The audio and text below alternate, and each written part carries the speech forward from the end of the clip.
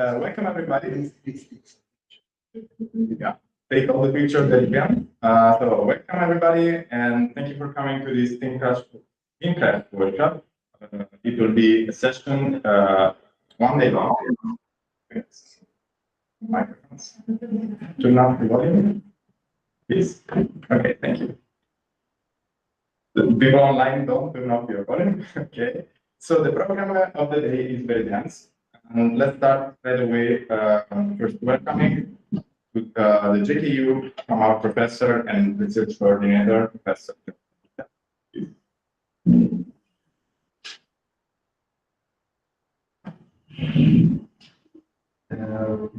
Sharing the screen.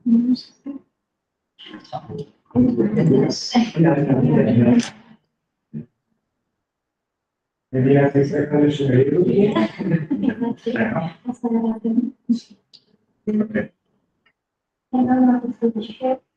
Yeah. Give you the.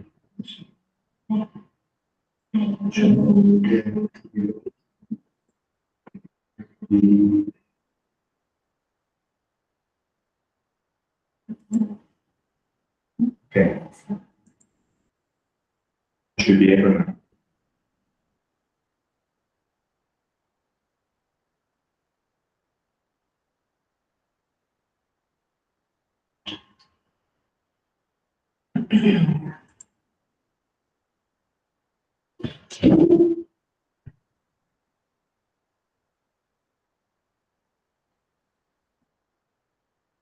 Let's try it.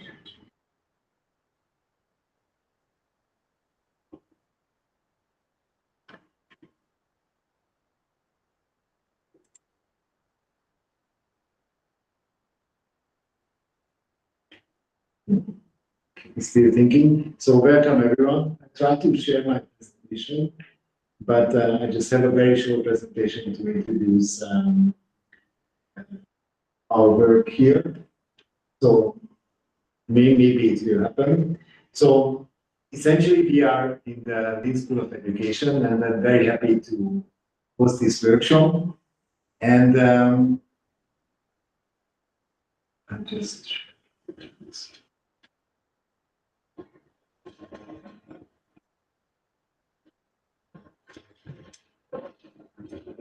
okay, now it's working.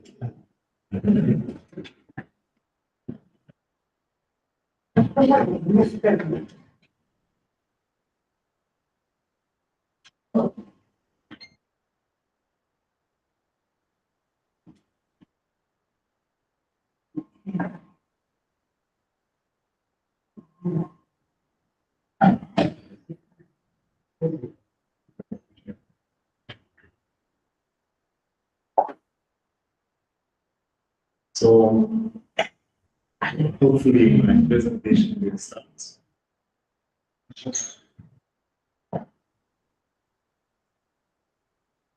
So we are in the Linz School of Education, and we have our doctoral school. We have many of the PhD students here, so we have lots of PhD students coming from all over the world. And then we are working together on STEAM education, including this Minecraft project, but also we are working with many different projects and institutes around JK. So we work with the Center for Mathematics Education, STEM education, and then also with the Food Project and also with GeoGebra. So many of you know that GeoGebra is part of our work. So this one matter is about the department. And GeoGebra is an integral part of our work. So it's a big community. We have 100 million students from all over to work on technology and education within GeoGebra. And also, we are trying to integrate technology from kindergarten to university in many places. But what is our philosophy is sharing the ideas, sharing the materials. There is a huge community who is sharing resources on GeoGebra and 3D printing on Minecraft. and in many other worlds. So we have lots of different institutes around so we have a quite intensive ecosystem, and then we also work with the interdisciplinary transformation university, which is a project-based university, and we are trying to do joint research. And also we work with the Arsenal Electronica Center in Linz, and then maybe some of you will visit, and then Linz is a quite impressive science museum, and then there is a big festival which is connecting technology, arts, and society. And also we work with the Tabak Fabric, which is a huge makerspace, and we have maker spaces here in the STEAM lab. But also we try to have this kind of science, visual science proportion. So we have a service of knowledge to work with science. So within this project, we are very happy to work with Minecraft. And thank you, Alessandro, and everyone in the team who is contributing to the work. So I'm sure it will be a very interesting day. And enjoy, and hope we will be able to continue this. So thank you very much Thank you, Professor. Thank you. I would like to add, for those who are not informed about the nature of this event, this is part of the Erasmus Plus STEAMCraft project, of course, funded by European Commission in Europe. And well, it's coordinated by the Óbuda University in Hungary. So actually, let's immediately pass the floor to the representative and responsible of the project. If it's here, Dr. Jolton Martin. Jolton Martin, are you there?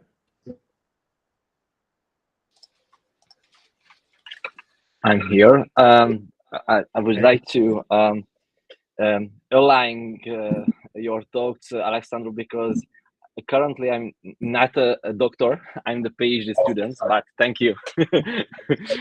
Okay. I would like to share my screen if it's possible. Sure. Just a second. Thank you.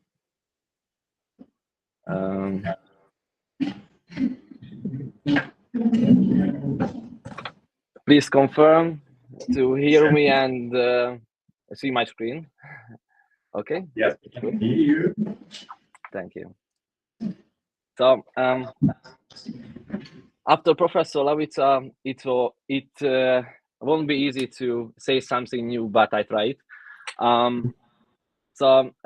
Yes, I'm scientific project coordinator of STEAMCraft Erasmus Plus project, and I'm also the director of the Hungarian STEAM platform and the head of STEAM office of Óbuda University.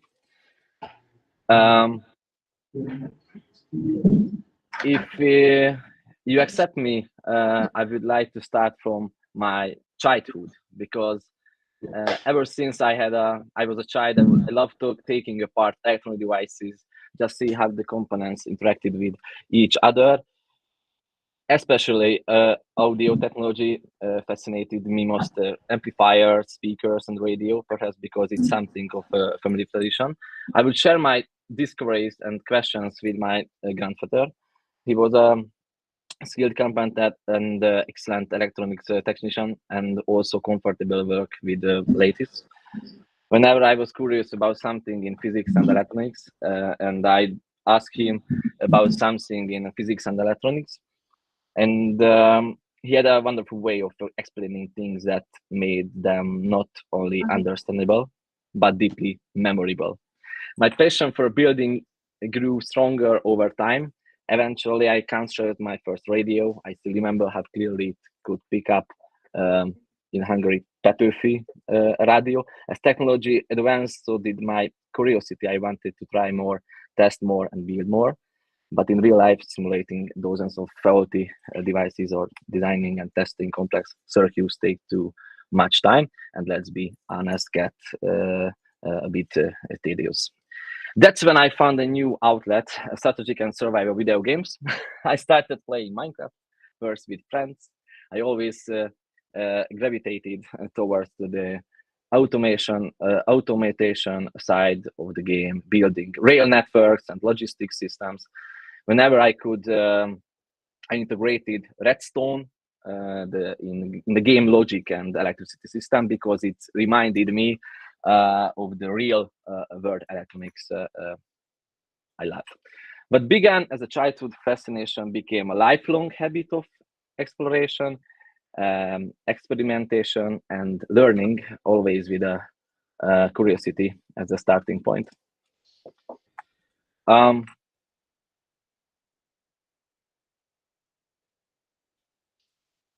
Yeah. Yes, I've also been a YouTuber. It's interesting, and I still have videos on my channel. I know exactly what it feels like to explain or demonstrate something to an audience you can't see without knowing who is sitting on the other side of the screen. These videos are from my YouTube channel, but it's private at this time. Recorded back in 2012 and 2013. And now you will get to see a few seconds from them. On the left, you can see a video from November of 2012, where I showcase my first secret door in a Minecraft. I built it entirely on my own with no outside help, as you can tell by the improvised, hands-on approach. What was the core idea? To create hidden modular door that blends seamlessly into wall, can remove and restore its components automatically, and does this from either side. It took a lot of underground work, literally. There are redstone circuits running underneath the entire structure. You can even see a parts of it on the surface, and this time aesthetics were secondary, functionality and engineering were my main focus. On the right is one of the most viewed videos with almost 20,000 views. In it, I demonstrate simple redstone circuits for the viewers, aiming to make Minecraft game logistic, defense, and farming more conscious, dynamic, and even automated. What made this really special for me was how much I enjoyed the process. I collected at my small redstone projects that I thought were practical and worth sharing. It took hundreds of hours of exploration, testing, and failure. But I love it. I even welcomed failure because it gave me a chance to learn, debug, and improve the system immediately.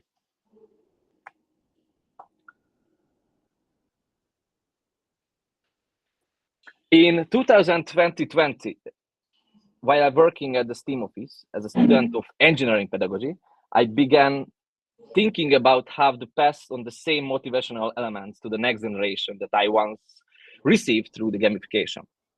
That's when the idea came to reach out to another key figure in this journey, Mr. Sándor Kirchhoff. Together we revolutionized Minecraft-based science camps in Hungary. The aim of the science camps is to bring the practical understanding of natural sciences and engineering close to primary school students.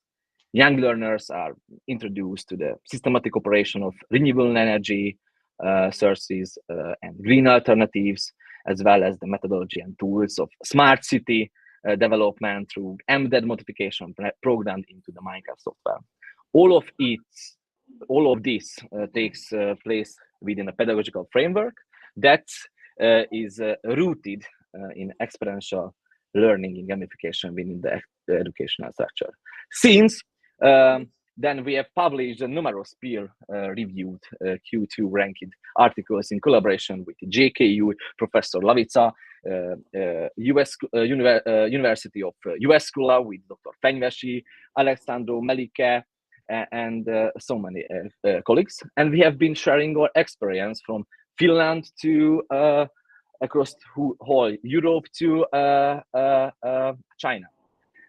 To teach effectively, you must speak the same language as your learners and understand the way they think. That's exactly why you are here today, to understand that. In 2023, as a national next step in our Minecraft journey, we launched the STEAMCraft, an ambitious project that unites elements of Finnish, Austrian, and Hungarian education to address some of the most pressing challenges of our time through playful learning.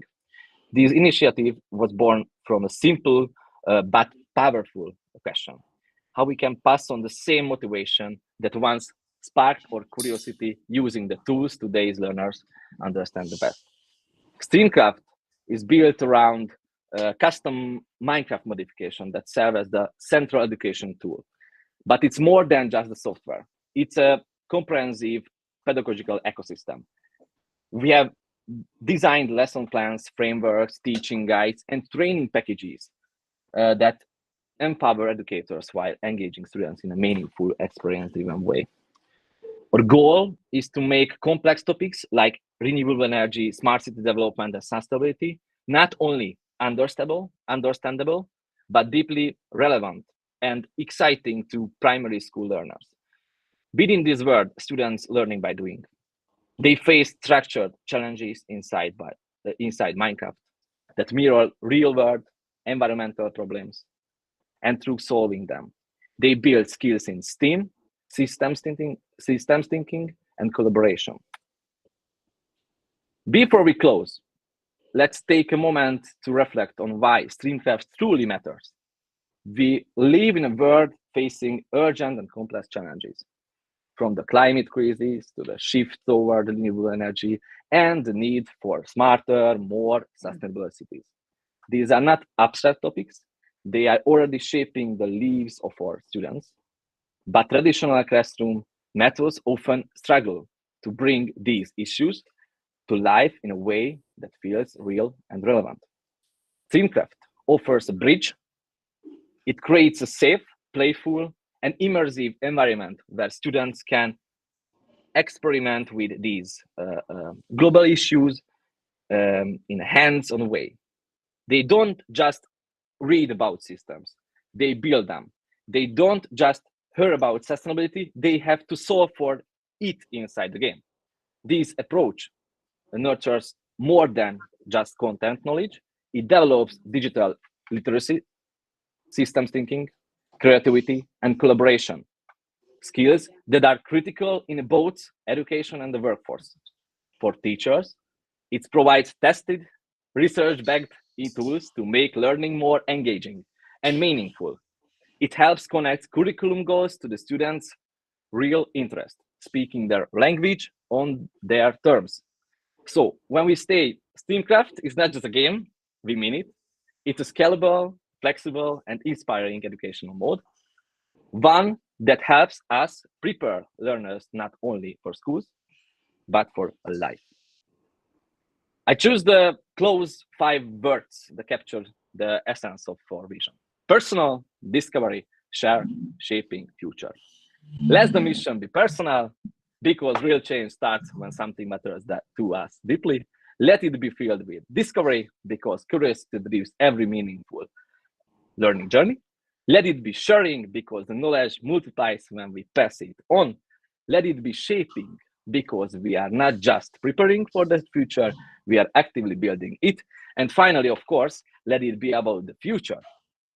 A future that is more creative, more inclusive, and more engaged because of the work we start together today. The future is truly in your hands, dear teachers. Thank you so much for being a part of this journey. Thank you for your attention.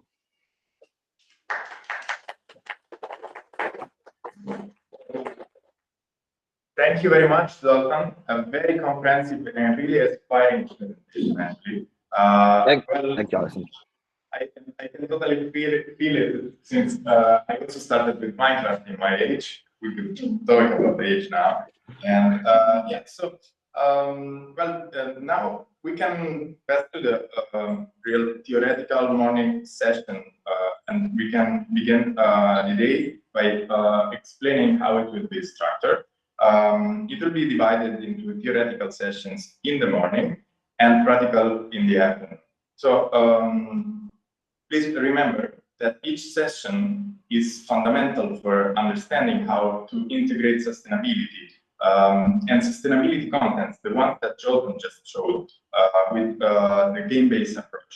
So it is precisely about the game-based approach that I would like to introduce some more of our members.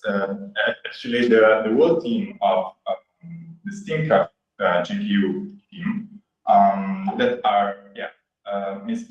Melike Nurprabhu and Dr. Abril Armenta-Franco, who will, I will invite to talk even now. Abril will show us some previous research experiences about gamification and the usage of Minecraft before this STEAMCraft project. So let's set up. Maybe you need to come here and that's the presentation on this point. Okay. Maybe an easy way is you to connect to the Google Meet link we have. You should have on email. Yeah, I am connected. Okay. So sure. Sure. Okay. So please you can see that. So everyone, Dr. April, I mentioned thank you. Give me a second. The microphone is here, so you can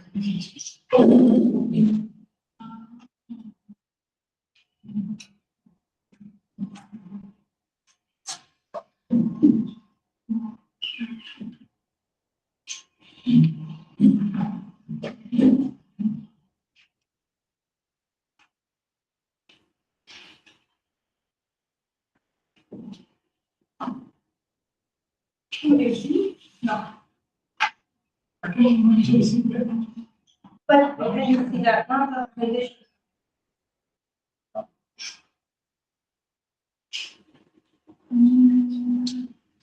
take your time. We are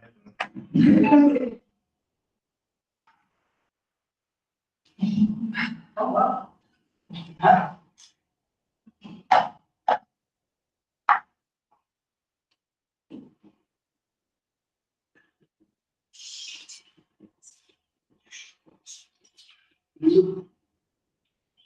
Andre, maybe you no,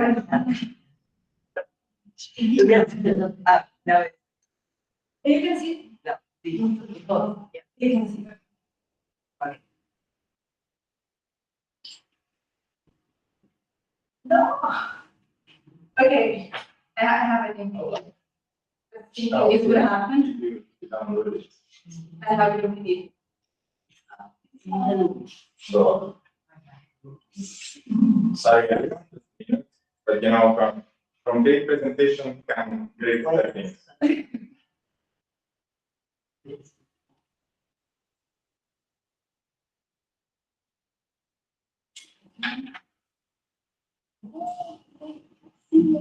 Can you see? Yeah.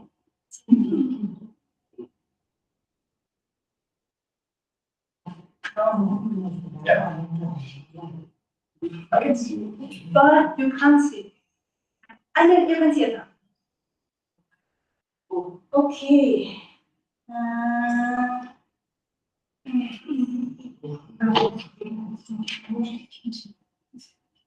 Okay, I just look like that. Okay, hi, my name is Abril. Some of you know me, some of you don't know me. I'm a PhD student here at the Linz School of Education. But you will know a bit about me in the next slides. And I'm just going to present to you my experience when I teach physics and chemistry through my. Oh, I'm a bit nervous, sorry. Okay, starting with who am I? Yeah, well, that's me. The first picture is me. And I'm a teacher. So I'm not a teacher with a pedagogical background. I'm a teacher through experience. I'm from Mexico, by the way. And I'm a doctor in applied sciences. So I made applied sciences, PhD in applied sciences in Mexico. And I was focusing the growth of heterobitaxial semiconductors. And then I came here. I did a postdoc in the same line, and then I decided that I wanted to keep teaching because that was where doing animation. So I started a PhD in education here with SOLS, and my topic is dancing with physics in STEAM education, and I'm working on it at the moment. I'm also working on 2 other projects, STEAM Experiments project with Johannes Kepler University, Charles University, and Başkent University in Turkey. And I'm working also in the STEAMCraft project also with Johannes Kepler University as well, and with Johannes University. Both projects focuses on building up lessons. First one on building up lessons with all the elements of sorry, I'm teacher still as a STEM. And so teachers can have them available and use them whenever they want, and they're that experienced. So they go through all the hypotheses, creation of hypotheses, and proving that it's right or wrong. So, and then the step one focuses more on using all the same elements, but combined with physical education. So if you would like to have a look, I have so this is not a presentation, but there are some links in there if you're interested later to work both of the web pages. Okay. Now to what concerns. So this is for my student. So she's a kid. She's now 11. She was 9 years old when we started this class, and her name is Alicia. She's living in Chile, and she has an approach of learning which is quite alternative. She's in a school in which she learns mainly through arts. And she's very curious about experimentation, and she loves computer games. So based on those things, her and her mother decided to contact me and to ask me if I can introduce her to physics. Not with the point of making her some sort of a kid with advanced knowledge so she can go and just bring it on in the high school. That was not the point. The point was to prepare her to slowly learn through games and to playful learning.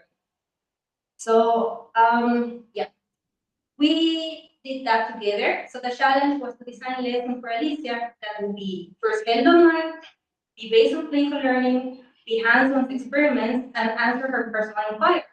I started with using hands-on experiments and playful learning, and I ended up with making a hybrid sessions or lessons of those 2. So the tools for my resources were YouTube, you can see there, physical experimentation, algorithm. I don't know if you know that tool. Yeah, it's a tool to simulate physics experiments, and Minecraft. So I started first with algorithm, and then slowly I incorporated Minecraft. But these were lessons which were held more or less in a bit bi-directional. It was not, because it was through playful learning, it was not me directing something, it was me creating something for her according to her needs. So what is Minecraft? You will get to know about Minecraft a lot later through Alessandro Melke and all the team. But just briefly, Minecraft is a 3D game where players can build a virtual reality in a sandbox like environment. The gameplay is, you can see it through the eyes of the player, from the first-person perspective. It is composed of blocks representing several things: minerals, water, stone, trees. Everything is done in blocks, and it revolves around picking and placing up those blocks to build up something or to destroy something in order to get some basic materials. That's how it works. And Alicia and we work in the Minecraft Bedrock edition. You will see that there are several modes of Minecraft. We use Minecraft Bedrock edition, which is the commercial one, and the one that came after the Java edition. And it has five modes: the survival mode, the creative mode, the adventure mode, the spectator mode, and the hardcore mode. Survival mode and hardcore mode are basically about what the word says: surviving in an environment which is harsh, like rain and like zombies going after you and stuff like that, which is more like fun. The adventure is more explorative, and the spectator, you can't actually do anything, it's just watching our world going on. But we focus on the creative mode because that allows us to play differently and not be stressed to survive. But that was not the point in there. And there was an update also, which was called Education Chemistry Update. And through that update, we could build up some lessons in chemistry and also strengthen up the lessons in physics that we build up together. And I say together, and we will always that in some minutes. Okay, so going to the lessons, I'm sharing this with you in a motivational way because I think you will learn a lot today. But you can also explore it yourself and build your own lessons inside this. And I think you will enjoy as much as the kid and the student. So the first lesson that I built for her was about friction. So you can see in the picture on the left that we played with just different materials, so she would know the properties of them. If they're smooth, so the words that I use, or if they are rough. For example, cream, or for example, the folder that you can see, the plastic folder there, or maicena, or flour. Or you can also see a sandpaper in there. So she will explore with her feet in which surface she could slide easily. And she could characterize these materials in smooth or rough. Then we did the same. You can see a picture on the right about my screen. For my screen, the classes were held in Zoom. And on the left screen is Alicia there playing with her own inclined plane, and on the right is me giving her the instructions on how she could do that. And what you see that is wrapped in there is her cell phone. So it's her cell phone, which she wrapped in different materials. You can see that she wrapped it in aluminum foil. She also wrapped it in some cloth. She also wrapped it in some sandpaper. She wrapped it in different materials, and then she made it slide through that inclined plane, and she also changed the angle of it. So she will recognize again which kind of surfaces we have there and how they interact with the inclined plane. If it's going faster, if it's going slower, etc. Then after that, she made a classification.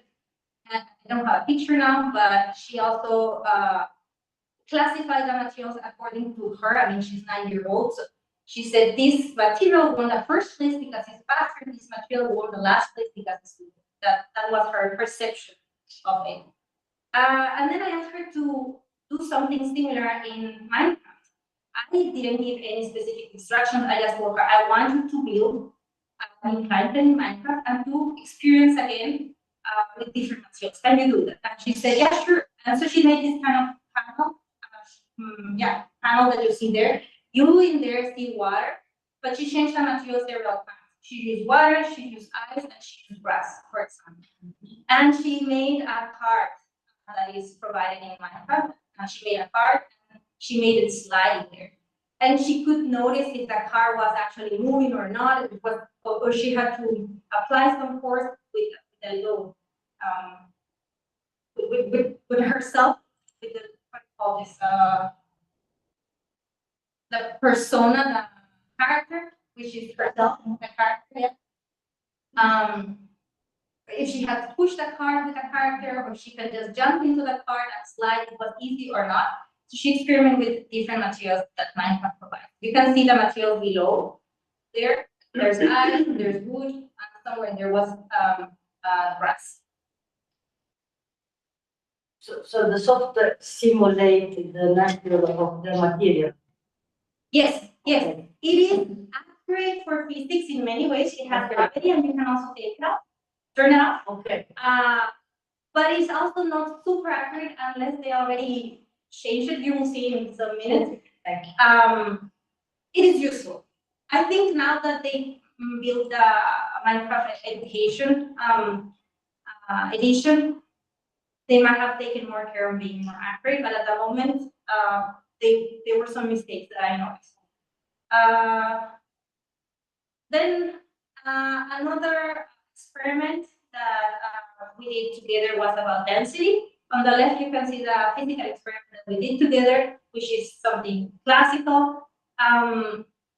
Just using different liquids. For example, we use honey, we use oil, we use water, and we also use the nut because it is wooden, and also we also use the aluminum lid. So she could see. She asked me, so she could see the differences in density between them. But she's quite smart person, as I said before. So she asked me, what if I, instead of putting them first the liquids, I put first the solid material. And she did that, and even though she noticed that lead flowed, so it went up. So she has this curiosity. And then after we finished the experiment, I didn't have any class plan for Minecraft. So she came with an idea, and she said, you know, I have an idea, I can show you this in Minecraft. And I said, how? She herself, yes. And I said, how? And she went there and she made a balloon. You can see there the elements of the balloon, the helium and the rubber. I mean, it's a simplified version of it. But yeah, that's how they do the balloons in Minecraft. And then she tied up those balloons to this wooden structure, and it started floating. The picture on the right is not that. That's the mom of Alicia. She joined in her Zoom account. She, as you can see, we joined through Zoom in her computer, and then she joined in through her mom's account in the cell phone. So I could hear her. So we have the audio separated from the image, so I could hear. Because by sharing the Minecraft with the computer, I cannot hear her talking. So I needed to hear her expressions, and you will know why. Yeah. And then, well, I'm telling you, she's a very fun and curious kid. So then after that, she came to the idea of making, I don't know if you can recognize it, but making a cow float. So she's making a cow float in here, which is very common in the Minecraft world, make a house float. Yeah. The next is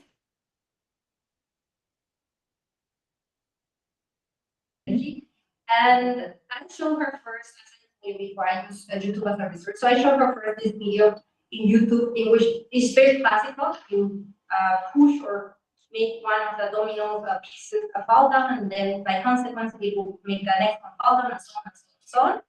And it's a transfer of energy or conservation of energy in an ideal world. And then you can see an image on the right, which is from algorithm. That's my simulation in algorithm. You can see that I have an inclined plane, and I also have some small ball made out of steel, and I put some domino pieces in there, and then a ball on the right. You can see that when I made the ball roll down the inclined plane and then push down all the domino pieces, eventually they will fall over that unstable table that I made there, and the ball will jump ahead forward. And I show her that experiment in Algodo, and I told her, I want you to do the same in Algodo first. Did I? Yes, right? I don't have connection anymore.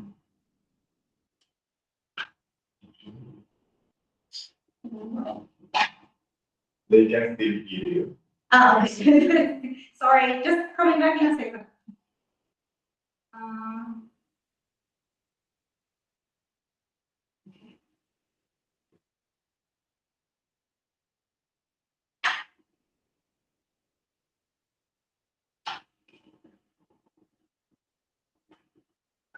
Let me see now.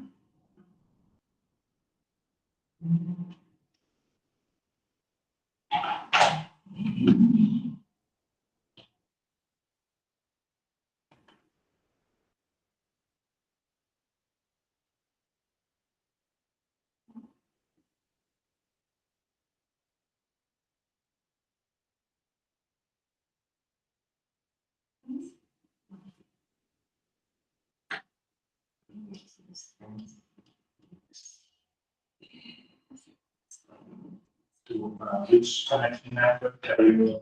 Good.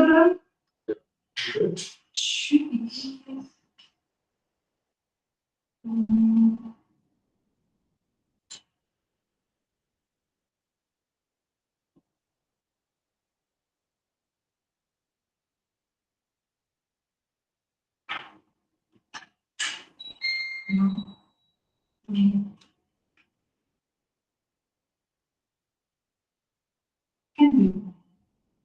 maybe I can share with you in case. Yeah, sure. So, please, everyone, we are having some issues with internet connection. In just 1 minute, we will be back again. Yeah, we will continue the presentation just for a minute on that. Thank you.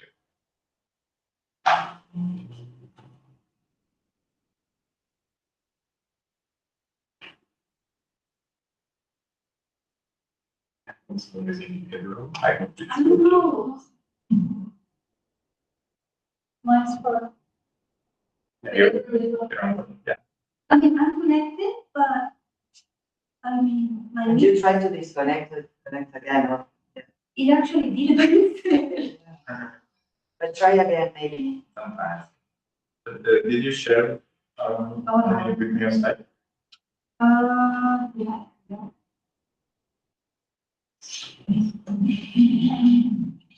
I did. Did you get it? No. Oh, yeah.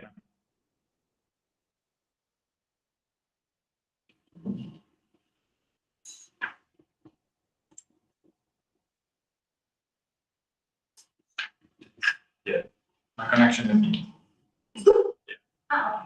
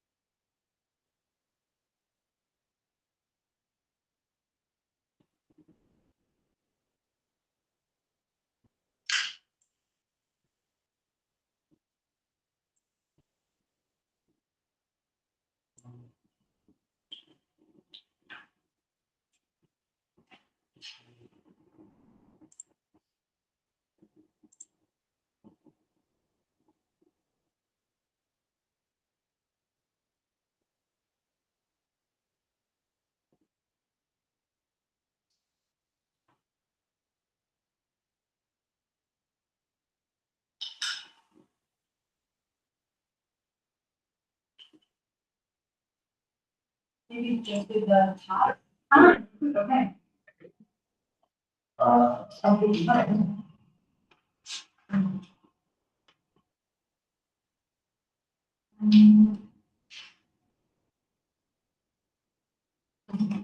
Sorry for the inconvenience. So as I was saying before, I asked her to reproduce the experiment, this one, in Aldu.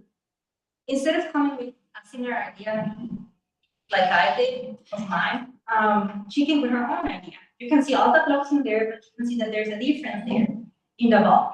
So the ball has its own propulsor. So she decided she would go one step beyond, and she would put a propulsor into the ball. You can see it there.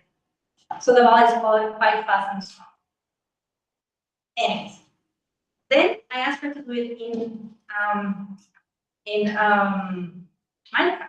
So she got to think about how to make a conservation of energy in Minecraft. And she came up with a great idea. You can see, I don't know if you can distinguish that this is an bulb. So what she did is she made a mechanism in an electrical mechanism, or the representation of an electrical mechanism in which one action would lead to the next action to happen, which would lead to the next action to happen if the circuit was closed. So in this case, what activated the circuit was the arrow that came out of the valve.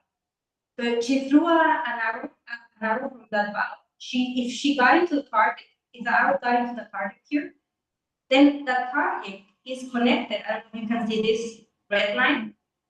That's called redstone. A redstone is a mineral that you can find there in Minecraft, and it works as an electrical conducting mineral. And that red block made the doors that you see in there open. So the door can have two states, open and closed. You can see it also binary 1 and 0. When it was in an open state, let's say in a 1, it will touch this box that you see, this block that you can see behind. That block is called an observer. It is an observer, but you can also think about it as a sensor in electronics, let's say. Because you will see in the next slide that it has a face. So it has a face on that side. So it actually observes what's happening. That's the way it senses. So when it senses that the door is open, then it closes the circuit. Then the current continues going on. You can't see from here, but I'll show you the next slide.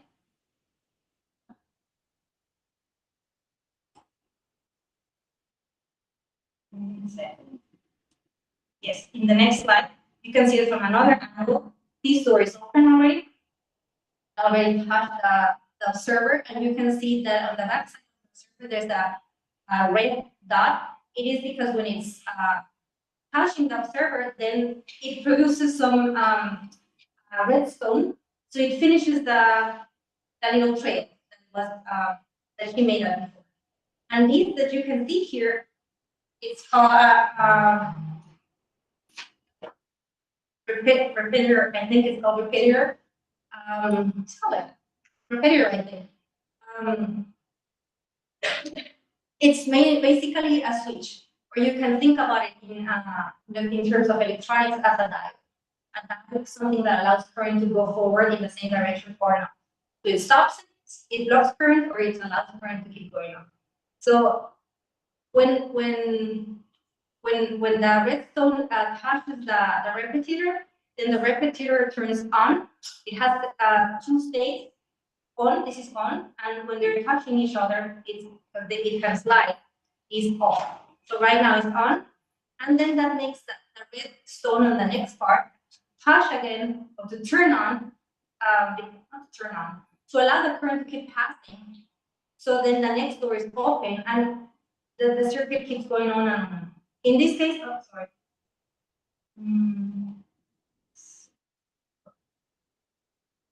In this case, you can see that the circuit is closed, because you can also block it with the current. So she blocked it there. And this one is sorry, the circuit is open and the circuit is closed here. The current passed at some moment until here. Then she opened the circuit here, and this one maintained on. It maintains its initial state. So I found that a very creative idea, because I just proposed a problem to her, and she managed to make it happen, to make a physical representation of it in Minecraft. So she understood the concept of conservation of energy. Otherwise, she could not have reproduced it. We also did for conservation of energy a roller coaster. I won't show it here because I don't have pictures, but we also made a roller coaster in Minecraft. Next, this is okay. Next experiment that we did together just came out of nowhere, actually. I came with a lesson paper. The lesson was called elephant toothpaste. So again, we did a physical elephant toothpaste. It was more a chemistry lesson, that one. So we were doing a physical elephant toothpaste, which looks like toothpaste, or looks a little bit also like the lava that comes out from the volcanoes that is for an experiment. And we also did it in Minecraft. But before coming up with that lesson, that's why I passed it in there. I changed it for a second, because I was wearing that day a blouse, which was needed. So it had a lot of. So she looked at me and she asked me, "Which season are you there?" She's in Chile, remember, and we're in Austria. And I said, "It's a winter." And she said, "How come you're wearing that if it's winter?" And I said, "Because we have heaters here. In Chile, at the same time, there was summer here. So that was interesting for her. But you have heaters." And I said, "Yeah, we have heaters. But do you know that that has a lot of contamination?" Really? And she said, "Yes, yes, the chlorofluorocarbons. Yes, those. What do they cause?" And she said, "They deplete the ozone layer." "Do you know what ozone is?" And she said, "No, I don't know what ozone is." "Okay, let's go to Minecraft." That's how that lesson started, actually. And in Minecraft, we have this, you can see these tables here. There are element constructors in there, there are component constructors, there's a lab table in there. You can build up all these things. This is the part that I was talking about on the update in chemistry education part. And you have the element constructor, you can see there, so you can build up the elements. So we built up the atom of oxygen. We built up the atom of oxygen, which has 8 protons, 8 electrons, and 8 neutrons. You can choose them there. There is where I also found, there's where I also found the mistakes. For example, we also needed to build later potassium, which has a atomic number of 19. So the neutrons are 20. And Minecraft wanted to work with 21. Why? I don't know. But if we didn't put 21, it didn't. So there are some mistakes in Minecraft, but hopefully they manage to correct it. So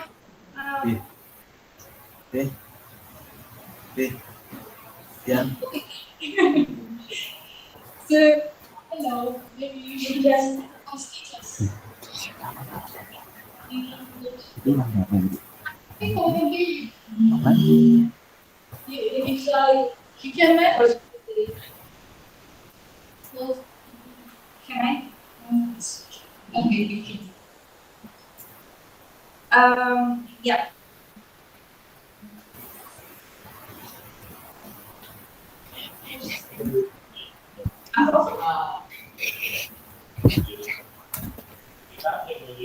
Can you move your microphone? Silence all the. Okay, we'll do it from here.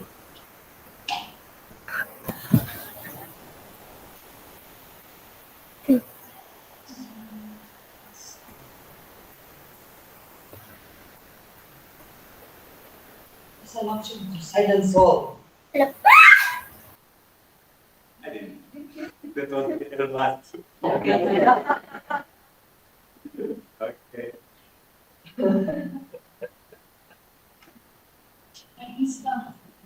We are, if you want to screen. Thank you. Okay. So yeah.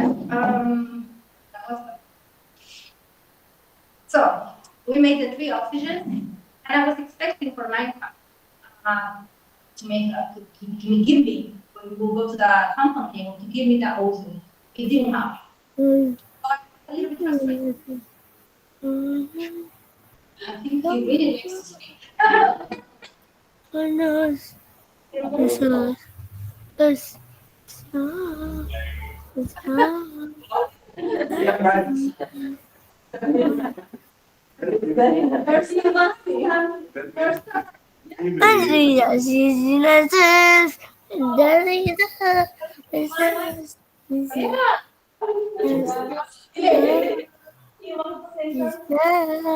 I'm feeling guilty.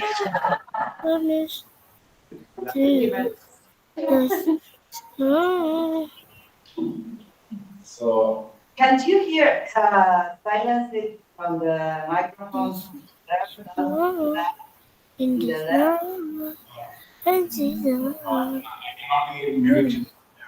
but she's always able to return now. But thank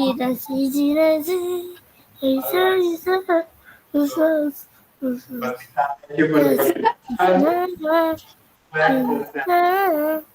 Oh, wait. You can Okay. I think you know that.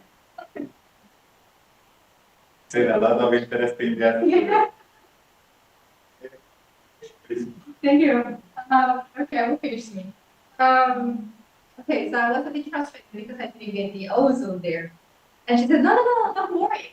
I'll show you the ozone. So we went out because Minecraft has also a great table. So we went out and we built up the ozone molecule with the 3 oxygens all together.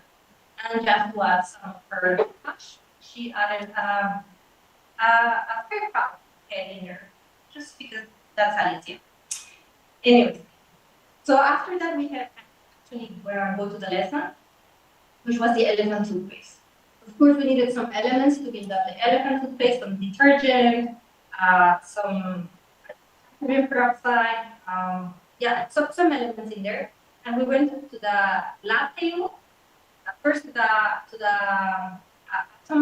atomic maker, and then to the lab table, and to the atomic maker, compound maker, and then to the lab table to put everything together and to make the elephant toothpaste. And this was the result. This is the elephant toothpaste, and this was the result in Minecraft. You can actually do that there. I mean, you see a bunch of things that was happening there. That yellow paint is there is that.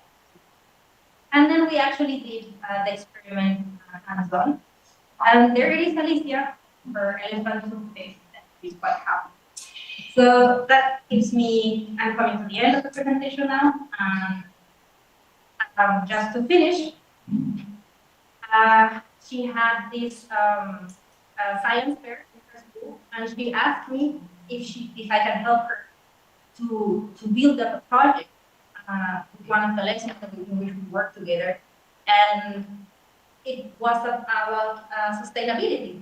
So because we talked about non-Newtonian fluids together, she came with the idea by doing some research that she could use non-Newtonian fluids to cover the holes in the streets, because Chile and Mexico and all those countries are full of holes in the streets.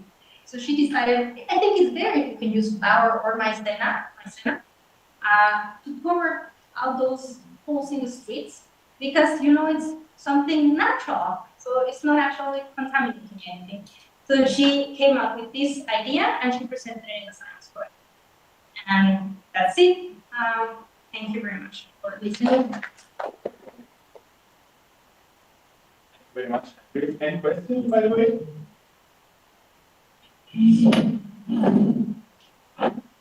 Thank you. Thank you again, everybody. And before we move on to the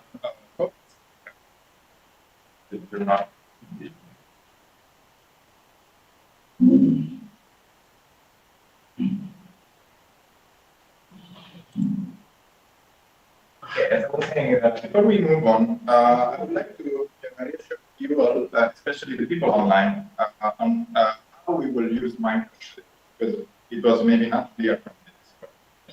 So Minecraft is the basic game for those who don't know. Maybe there are some. It's a very popular game, of course, and so Minecraft is the basic game of which our project developed a software called Mode that combines with it to make a better version, let's say an improved version that can be customized to give some more improvements, some more challenges, some more information, knowledge, and so on. So that is the case. In our case, we have developed during the project a mode that could raise awareness among the players about environmental sustainability. So today, you will be able to try both, so Minecraft and our STEAMCraft mode about sustainability. For those who are on site, all of you, we will. Well, there is no worry about downloading, installing, because we will provide everything, so no problem. On your own computer, so maybe make sure that you have some space on your hard disk or SSD or whatever you have. For those who are online, there will be some procedures. So let me just introduce you the developer responsible for the STEAMCraft mode. So Dr. Sandor Kirchhoff. Hello, everybody. Can you please hear me? Yes, we can, very clearly. Okay, thank you. Awesome. So, welcome, everybody. My name is Sándor Kirov, as Alessandro graciously introduced me. I am the main developer for the STEAMCraft modification that we developed for Minecraft. And in my roughly 25 minutes, or actually just 15 minutes left time, I will just very briefly introduce Minecraft to everybody because we heard so much about Minecraft today, but I'm sure there are some participants here who have never heard about it. I'm just gonna go through it very quickly, and then I will show you how to install the base Minecraft experience, and then how you can install and expand on your base game and add modifications and everything else to it. So let me share my screen because I prepared some presentation.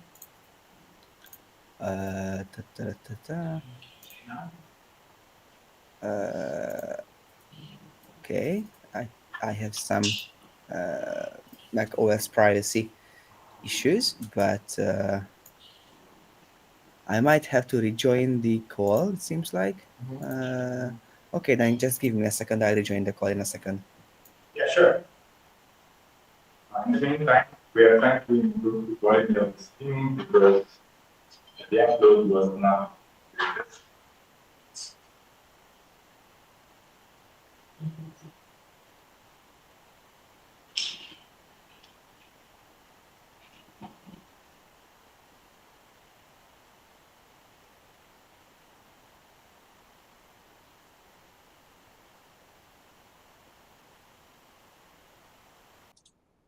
Okay, so let's see if I can share my screen now, because if I can't, then that's gonna be, well, not easy. Okay, and share this window, hopefully. Okay, can you see my screen? I see. Something is not right about it. Hold on a sec.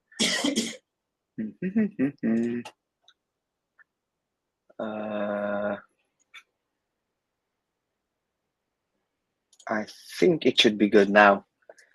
Okay, hopefully now you guys can see everything. So, can you please just tell me if you can see my full screen like normally? Okay, it seems like, okay, thank you very much. So let's get started. Basically, Minecraft is a game. It was developed in 2009 by a Finnish developer whose name is Notch. And well, it grew very fast and it gained traction very, very quickly because it was innovative and still innovative in our time. But first, let's allow me to just tell some facts or words about me.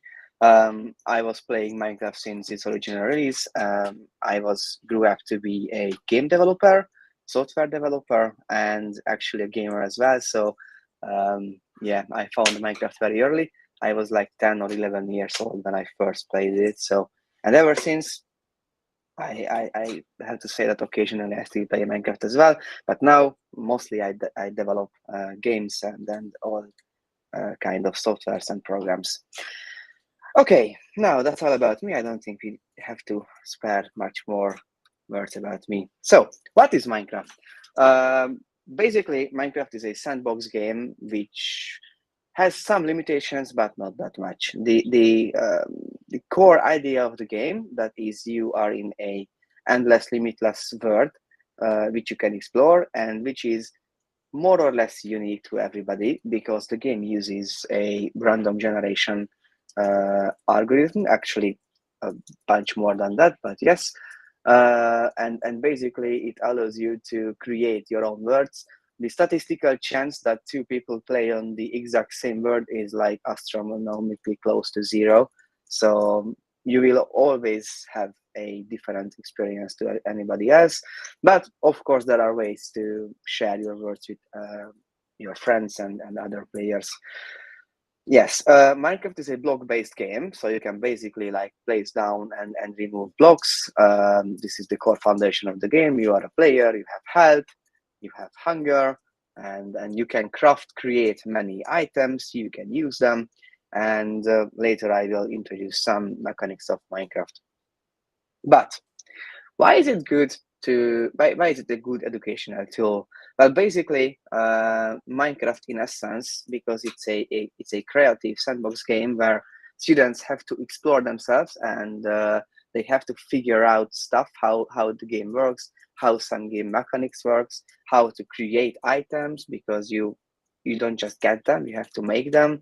In order to, for example, create a simple iron pickaxe, just as an example, so that you can mine some resources, you basically have to first cut down a tree, then turn that tree into wood or actual planks, then to sticks, and then you have to mine some rocks, you have to smelt some iron, and then you have to combine all of this together to create your first iron pickaxe, for example. These are tiers of crafting. These are tiers, or actually steps of procedures that students have to learn. Of course, there are some guides online. There are thousands of YouTube videos, if not 10,000s of YouTube videos online. There are numerous guides. But in essence, each student, each gamer, player have to find their own way. And actually, there are no two same gameplays or words in Minecraft. So basically, you do what you want, and this kind of build up of the game, these kind of mechanics, and the fact that we have the option to expand this game even more allows us to use it as an educational tool. Yes. What are the main features of Minecraft in relation to STEAM and teaching? Well, first of all, it has a collaborative multiplayer aspect to it, because you can host servers in which players from like 1 to like 50 or to 100 people or players can join to the same world, and they can explore, build, and alter that world together. This fosters teamwork, communication, problem solving in groups, and actually working on projects as a team. So this is a very core skill that Minecraft actually can develop. As I have mentioned, there are ways to extend Minecraft's features by coding and modding it. It has two sides. On the one side, you can teach students how to program. You can teach algorithmic thinking and how to structure programs. And on the other side, you yourself, if you're a developer or you find yourself a team, you can customize the Minecraft experience to your needs. This way, making it more closely related to your subjects or the topic that you want to teach. In essence, this is what we did with STEAMCraft. As I have said, Minecraft has a procedural generation system. It's very complex. You can imagine it like Minecraft with like noise functions and random functions. It creates a continental map, and then it creates humidity, and based on continentality, humidity, height, and all these kind of parameters, it creates biomes randomly. Biomes like you have like forest biome, you have like icy biome, hills, lakes, rivers, and such. These are all kind of biomes, and Minecraft creates these, and then basically with this random function and random algorithms, at the end you will end up with a completely procedural world that is recreatable. So you can actually, if you know how, recreate your world, because all words came from a single number or like a series of numbers, and if you share that number, this is called the seed, then basically you can recreate your world and you can create recreatable experiences.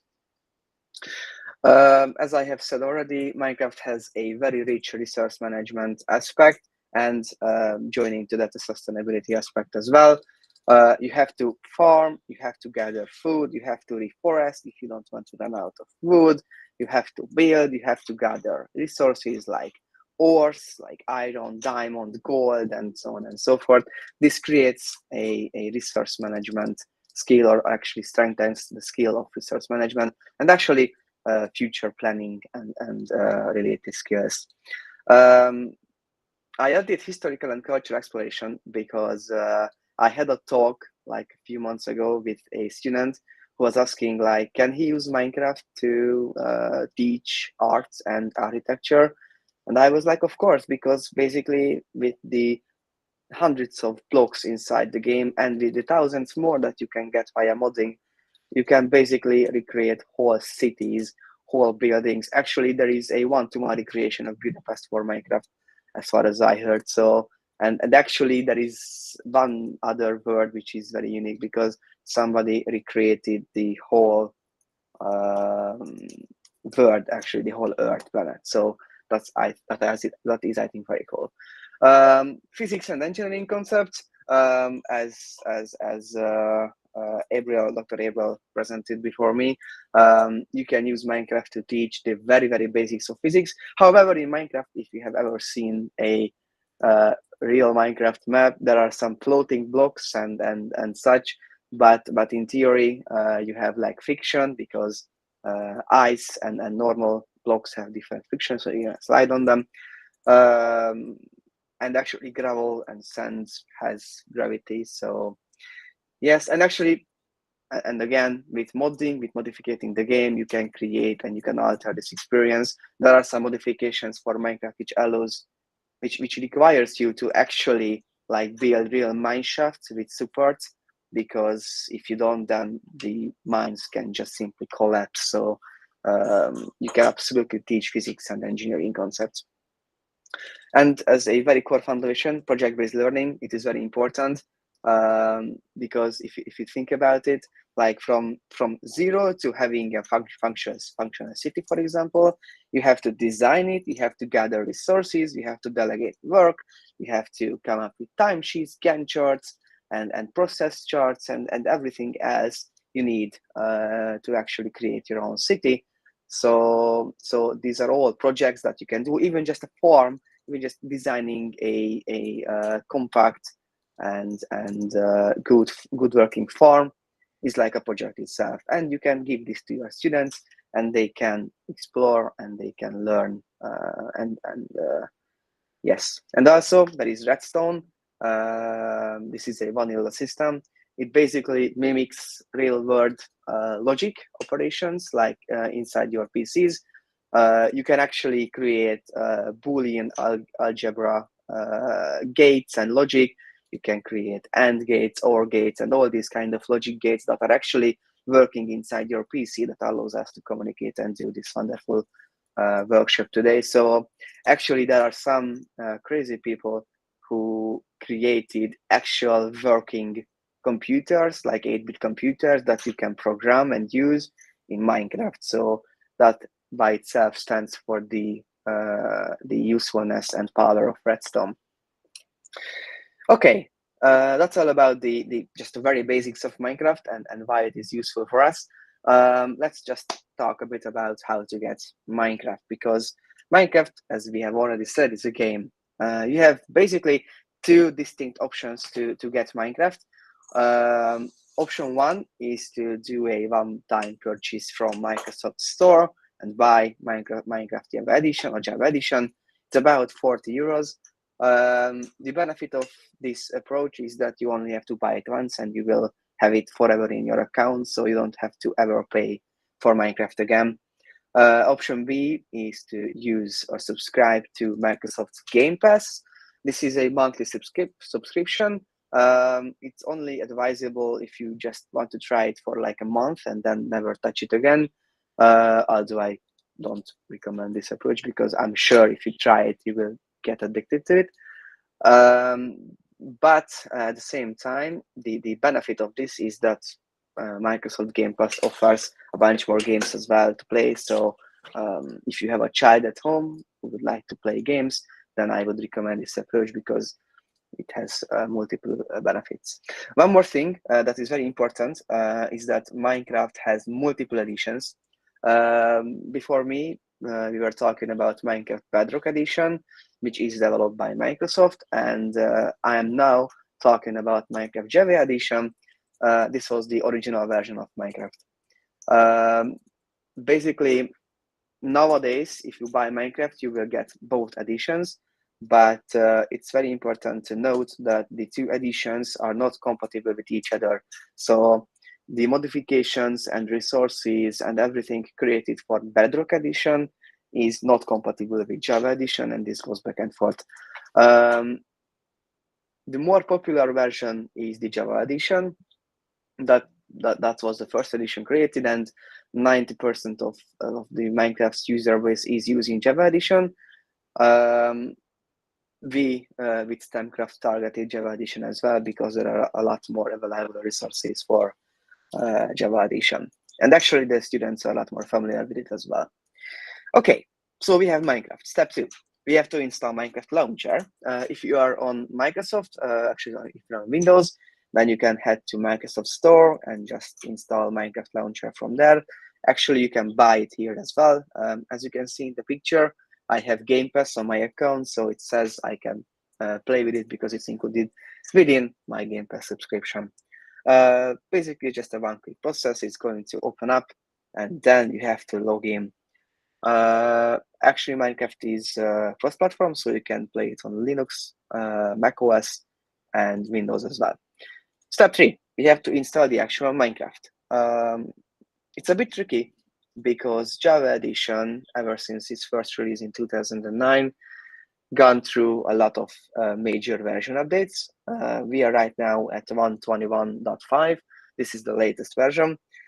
In general, you should always use the latest version of Minecraft because that has the most vanilla features. Vanilla is like the default. But most of the mods usually take some time to get updated to newer versions of Minecraft. So if you are looking to play with modded Minecraft, which usually gives a better educational experience, you should target an earlier version like 1.19 or even 1.16 in our case. And also a very important note here is that actually the older the version, the less computer resources you need it for run. So basically the newer versions of Minecraft takes like 2 or 3 times as much resource to run, like a better GPU, a better CPU, more RAM than older versions. So on school computers, newer versions of Minecraft are trickier to run in a optimal performance or speed, but older versions, like we said, 1.16.5 that we are using for STEAMCraft is usually runs perfectly. Step 4 is actually you have to click on play and start Minecraft and enjoy it. Step 5. If you have explored Minecraft on its own, the base game, which we call vanilla Minecraft, then you can explore the thousands or even 10,000s of modifications developed by the community. And it is a very important note here that 99.9% of these modifications are free. So you can get them for free without any issues. Yeah, so actually Minecraft is, at least as for today, is the most modified Minecraft in the game in the world. So it is a very useful thing, and it is a very important fact, because if a game is modifiable, then that means there will always be a version, a modification that can be tailored or suited to your own needs in your education. There are some modes that I would like to highlight. There is the create mode, which focuses on kinematics. There is mechanism, which focuses on advanced machinery and processing. Like in basic Minecraft, you have like the furnace, and you have to spelt iron ores into iron ingots. But in mechanism, for example, you can like break iron ore into chunks, and then you can like infuse them and enrich them, and like in a multiple step process with chemicals included, you will get like more out of a single iron. So like it's a more refined approach to, for example, resource gathering. There is thermal expansion, which just gives people a wide range of technology-based or focused machines. Like you can get like electric shovels, like jetpacks, so you can fly around, and like electric tools, and like basically electricity, which is a very important stuff. And also this electricity that I'm talking about now with thermal expansion and actually all the other mods, is different from redstone because this electricity has actually charge, throughput. It works similarly like direct current in real world. And then lastly, there is immersive engineering, which is like gives you like not just single block machines, but like multi-block huge machines that actually look very cool. And they are harder to build, so it's a bigger challenge for the students if they are already familiar with the game itself. And then industrial foregoing, because we focus on sustainability as well. Industrial foregoing basically reworks how farming, livestock caring, and all these kind of base game mechanics work. Basically makes it more modern in just a few words. Okay, but these are 5 individual mods. How can we put them together? Basically, that's why we have mod packs. Mod packs basically like group together individual modifications and configure them individually so that they work very nicely together. These are the sole purposes of mod packs, and there are like hundreds of or even thousands of already created pre-made modification packages, and they usually have a theme that they focus on. What we are interested here is like technology focused mod packs, but there are like magic, exploration, combat, and much more, but those focuses and topics are not really relevant in education, but technology it is very much. Okay, how to install these mod packs, because we know how to install the basic Minecraft, now we have to install the modified Minecraft or mod packs. Well, basically the simplest and easiest solution that I will show you to show the online participants later is CurseForge. CurseForge is a free third-party application that allows us to create and download mod packs. This is a screenshot from my CurseForge. As you can see, I have a bunch of mod packs installed, and alongside them, I have STEAMCraft in the bottom left corner installed as well. So you will basically have to click on the import button right up here, and then you will be given a download link for a zip file, and you will have to import that zip file into your CurseForge account or application, and then it's going to install and take care of everything. You just have to click on play and it's done.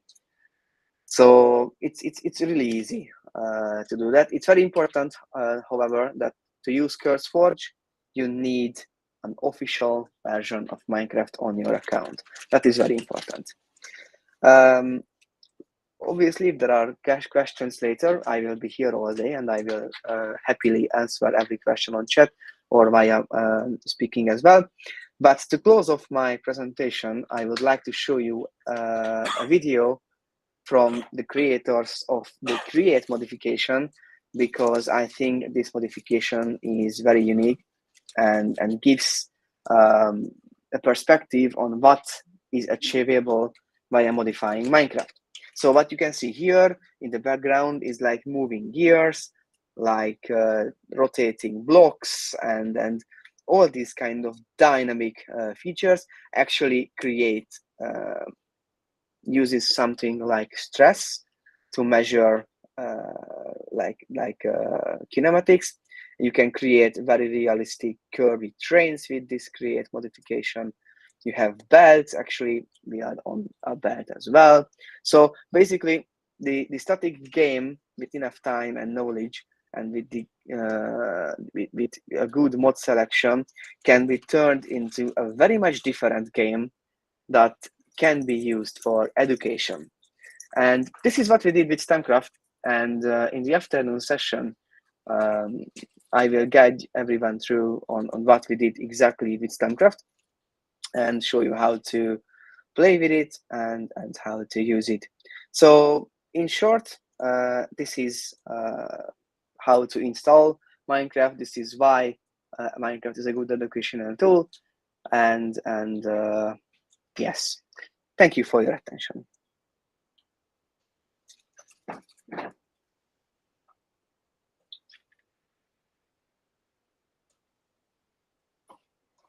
Alessandro, Are you here?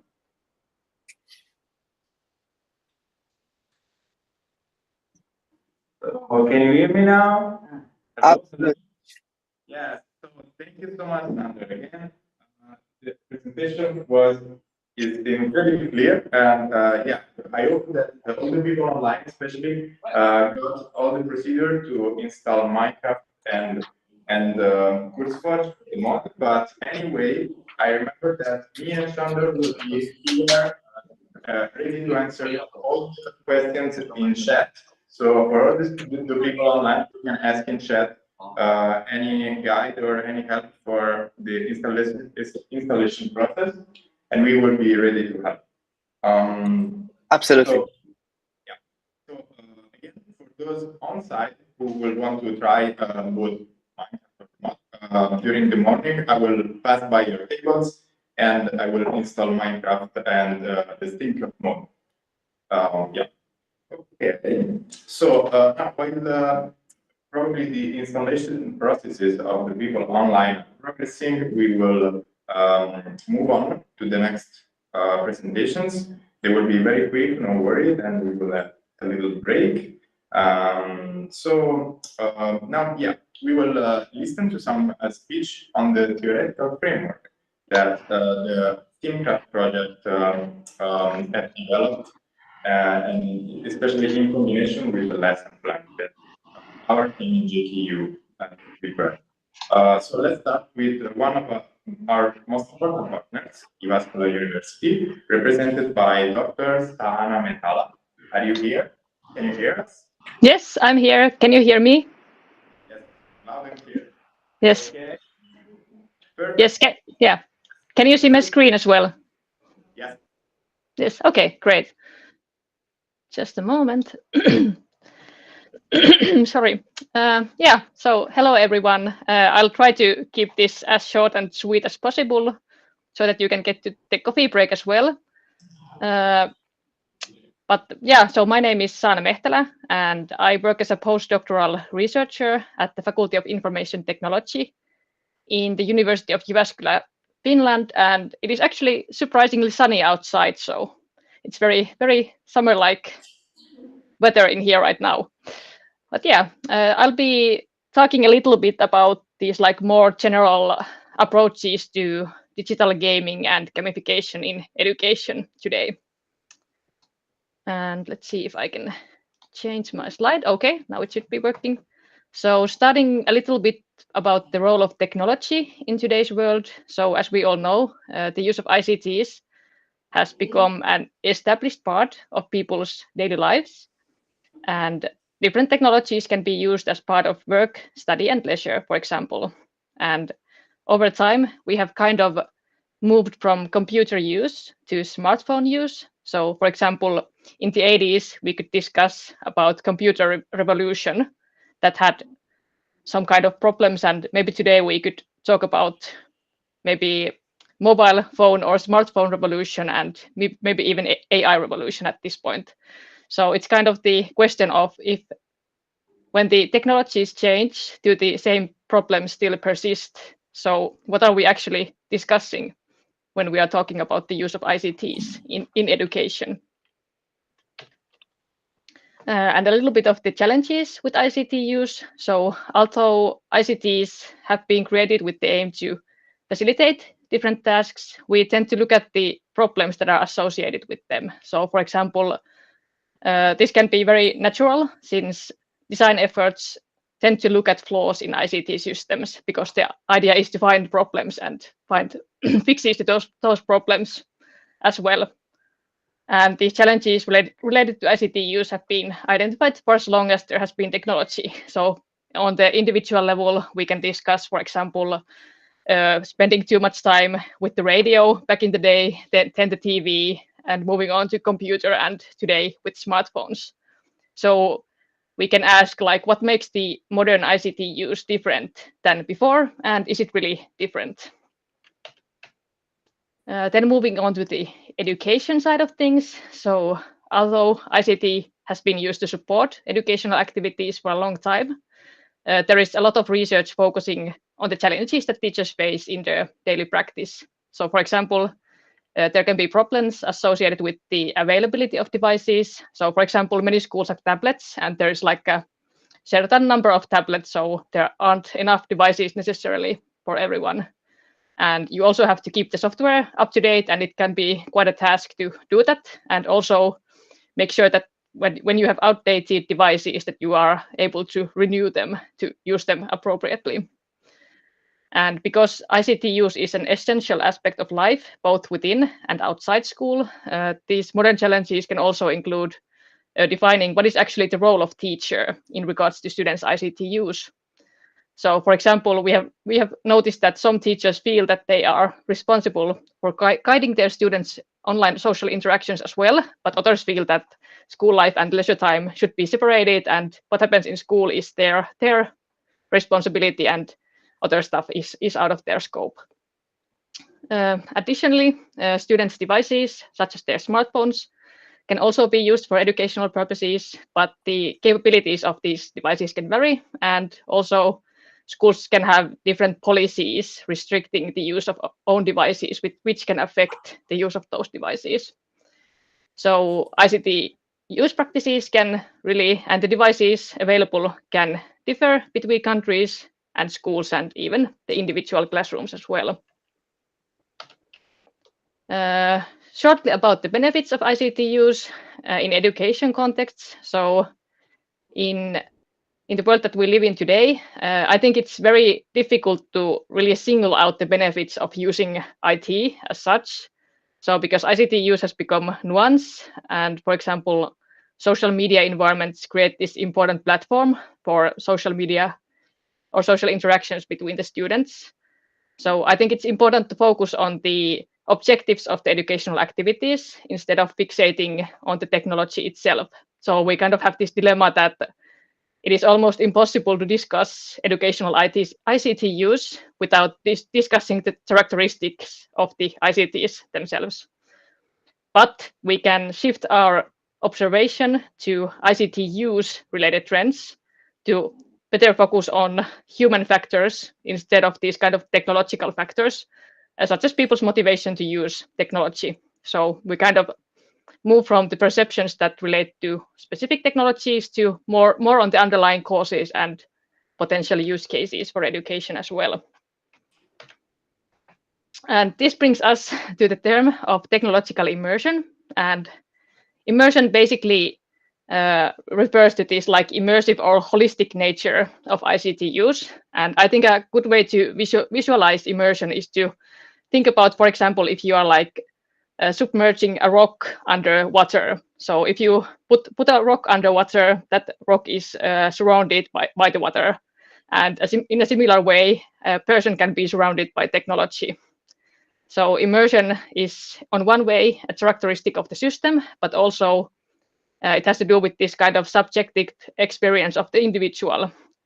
And for example, using VR glasses and watching television, they can both be immersive experiences, although the technologies are very different. And actually immersing yourself in technology can be very natural because applications and games are designed to maintain the user's interest or engagement. And despite this, the well-being goals of individuals and the goals of the development companies can be very contradictory to each other because the other one uses technology for example, for having fun, and the other one is trying to make money. So it is important to consider like what is the effect of ICT use on a daily basis. So in what ways does ICT use enrich my life or my students' life, and what could be the potential disadvantages as well? And then a little bit about digital gaming. And in terms of the use of technology, I think digital gaming is very often mentioned as something that you do with ICT that is very time-consuming. So basically, when you are spending time in front of your computer or phone screen, the time passes without noticing because the activity is so interesting to you. But on the other hand, I think there has been like this increased awareness of the positive well-being effects as well and meaningfulness of gaming to people. So for example, positive social interaction through games and having this like very intentional and goal-directed gaming practices. So, for example, there are some educational institutions in Finland that focus on competitive gaming, and in those more and more attention is paid to the balance of everyday life and the importance of a healthy lifestyle. And this also affects the game performance for the students. And one important publication that is published every other year in Finland is the Finnish Player Barometer, and it is published by the University of Tampere in Finland. And it basically describes the digital gaming or game playing in general among Finns. And these are some notions from that publication. So among Finns, only about 10% of people disagree with the statement that gaming is beneficial. And even less, so 7 or 8% of people agree with the statement that gaming is harmful to people. So I'd say that digital gaming seems to be quite accepted among people, and despite it's being often associated with these kind of like harmful effects in the media or like in the newspapers and such. And here you can also see some numbers from the player barometer. I think these are also interesting because they show the gaming in different age groups in Finland. And we can say that about more than 80% of the population play digital games, and almost half of the population play games on mobile devices, which is quite a lot in my opinion. And like you can see on the first row, young people in specific are very active players. So almost half of them play games on a daily basis. And on the other hand, playing games is very popular in other age groups as well. So for example, if you look at the 30 to 39 or 40 to 49 age groups, you can see that this weekly players number is quite high. And even when we move to 50 to 59 years olds, 50% are not playing games, but that means that 50% are playing games. So I think it's very interesting to see. And shooting games are especially popular among younger age groups, but puzzle and card games are popular among basically all of the age group listed here. And I have this short slide about the challenges that relate to digital gaming, and this is also from the same publication. So about a quarter of the youngest gamers, so the age group from 10 to 19, have experienced problems related to gaming time management, at least sometimes. However, almost this like non-existent number reported challenges frequently or very often. So in most cases, the challenges that are experiences only occur occasionally or very rarely. And in particular, maybe these free-to-play games are emphasized when experiencing these kind of moderate challenges. So I think the interesting notion here is that given the number of young people that play digital games, and they are also expected to extend this behavior to their adult lives, learning to play games responsibly is a very important skill for the future as well. And the games have also been used to support learning in educational context, as many people here probably already know. So before digital games, for example, board and card games have been used for learning purposes. And although I feel that people want to digitalize everything these days, board and card games still exist today and are used actively. And in the case of digital education games, the selection of these has been very limited in the past, for example, due to the number and capabilities of digital devices within schools, as well as like scarcity of companies providing these games. But I think that today this problem can almost be flipped the other way around. So there is a ton of educational games, but there might not be really time to get to know their capabilities and if they suit the needs of you or your classroom or the school, for example. So because of this, it can be very like a daunting task to try to choose something without being certain that it like is a good thing for your students. And it might seem easier to just stick with the business as usual instead. And digital games can be designed both with like specific educational goals in mind and for more like with an entertainment goal. So, and although these kind of like serious games can be effective in achieving specific outcomes, I think probably everyone here can name at least one educational game that you have come across that has not fulfilled its purpose. Entertainment games, in other hand, are more heavily driven by these gaining the interest of the masses. So if a game is not immersive or challenging or interesting enough to people, it might not be financially sustainable to the developer company to keep. So it is very important for these companies to know their audience so that they can keep on making money. And although these popular entertainment games might not be intentionally designed for educational purposes, the gameplay often provides this kind of like inbuilt immersive component that educational games could lack. So I think it's important to think about like, are educational games always educational, and can entertainment games be educational sort of by accident? And this leads us to asking the real question, so what is the value of a game itself? Then I have only a few more slides, and I think I'm about on time here. So a little bit about the term of gamification, because that brings us to game-based learning. So gamification refers to the use of game elements in non-gaming contexts, such as education. So examples of game elements can be, for example, leaderboards and badges.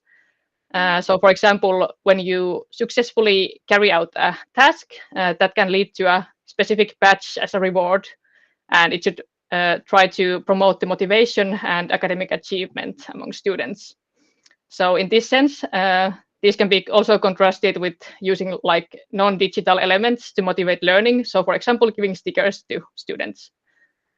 And gamification can have both pros and cons in terms of learning. So for example, these kinds of elements can be viewed to be distracting to the actual learning process. So for example, if the students fixate on getting the badge instead of paying attention to the task itself, then it can be hard to like achieve the actual learning outcomes. And it's also like this question of like external or internal motivation. And at the same time, gamification can increase the appeal and time spent with tasks, which in turn can increase the learning outcomes.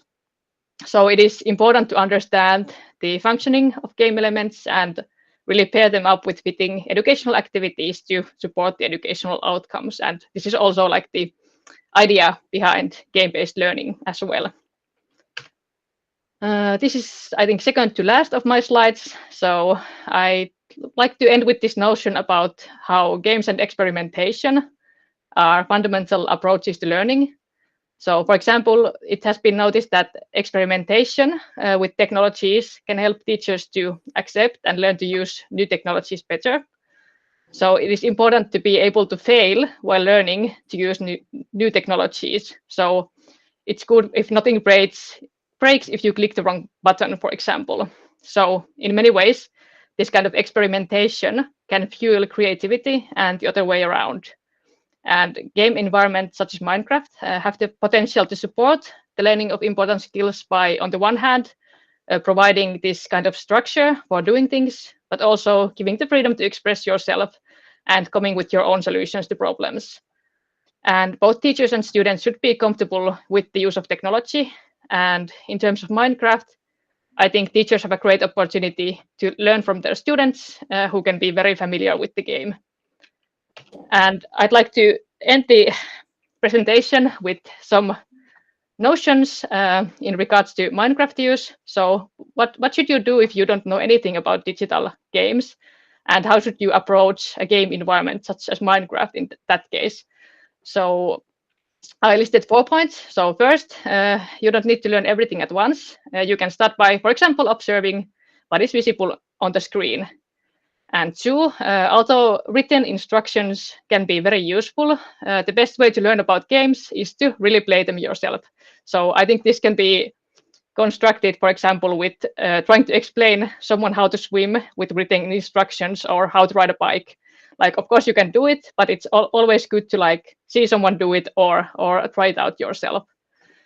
Third point, stay curious, try what happens and ask questions if needed, because it is good to like try out things, and when there's support available, also use that. And lastly, although the educational outcomes are important, Minecraft is all about creativity, and the educational experiences are more than successful completion of the task itself. So you can basically contemplate or even ask what is the role of Minecraft in the lives of your students, so that you can think about all the different layers that would make up the learning experience for them. So what is the value of the environment itself, and what can the students actually do and experience in Minecraft as opposed to the physical classroom? And I'm on time with this. Thank you so much. And you can see my contact information there if you have any questions, and I'll let you go to your coffee break now. Thank you.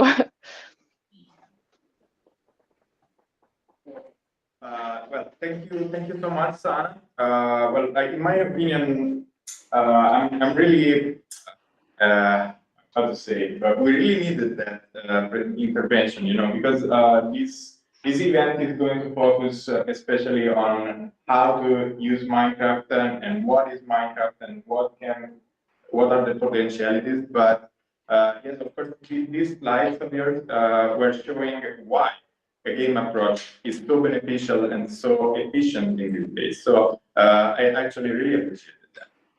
Yes, thank you. Thank you again. So now we can proceed. You will well, let's say that we are now in the middle of the morning session. A lot of guests are already spoke, but we will need to process a lot of information. But we actually just started because in the next session we will be listening about the sustainability topics, which are the most important, probably in my opinion, as a in a sense of priority for our teachings. I know that most of you are teachers, so probably I would highly recommend to follow the next session. And well, be ready with your coffees, and let's have a quick break. We can meet again in 15 minutes or so.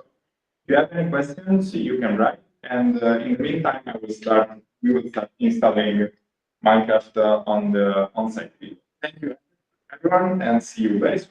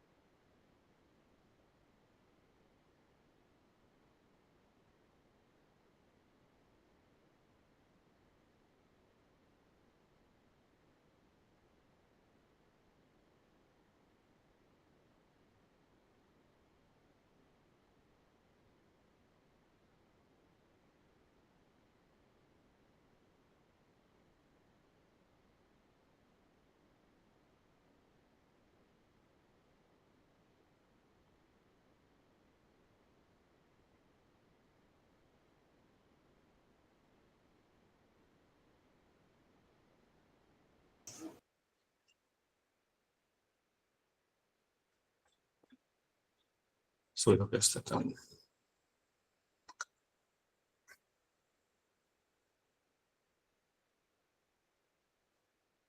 So, dear partners, do you hear me?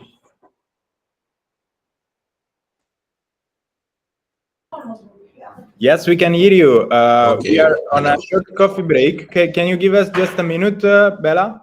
Yes. Just 1 minute. Thank you. Okay. Why not? Can I apply to become the social media manager? Easy.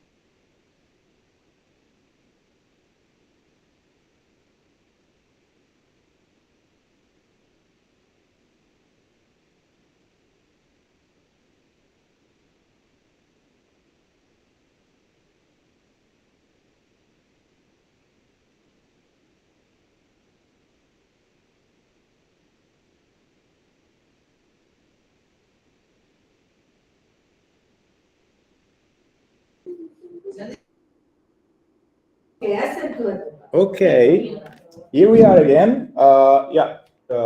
Thank you for staying. I hope that the Minecraft installation, especially online, are going well.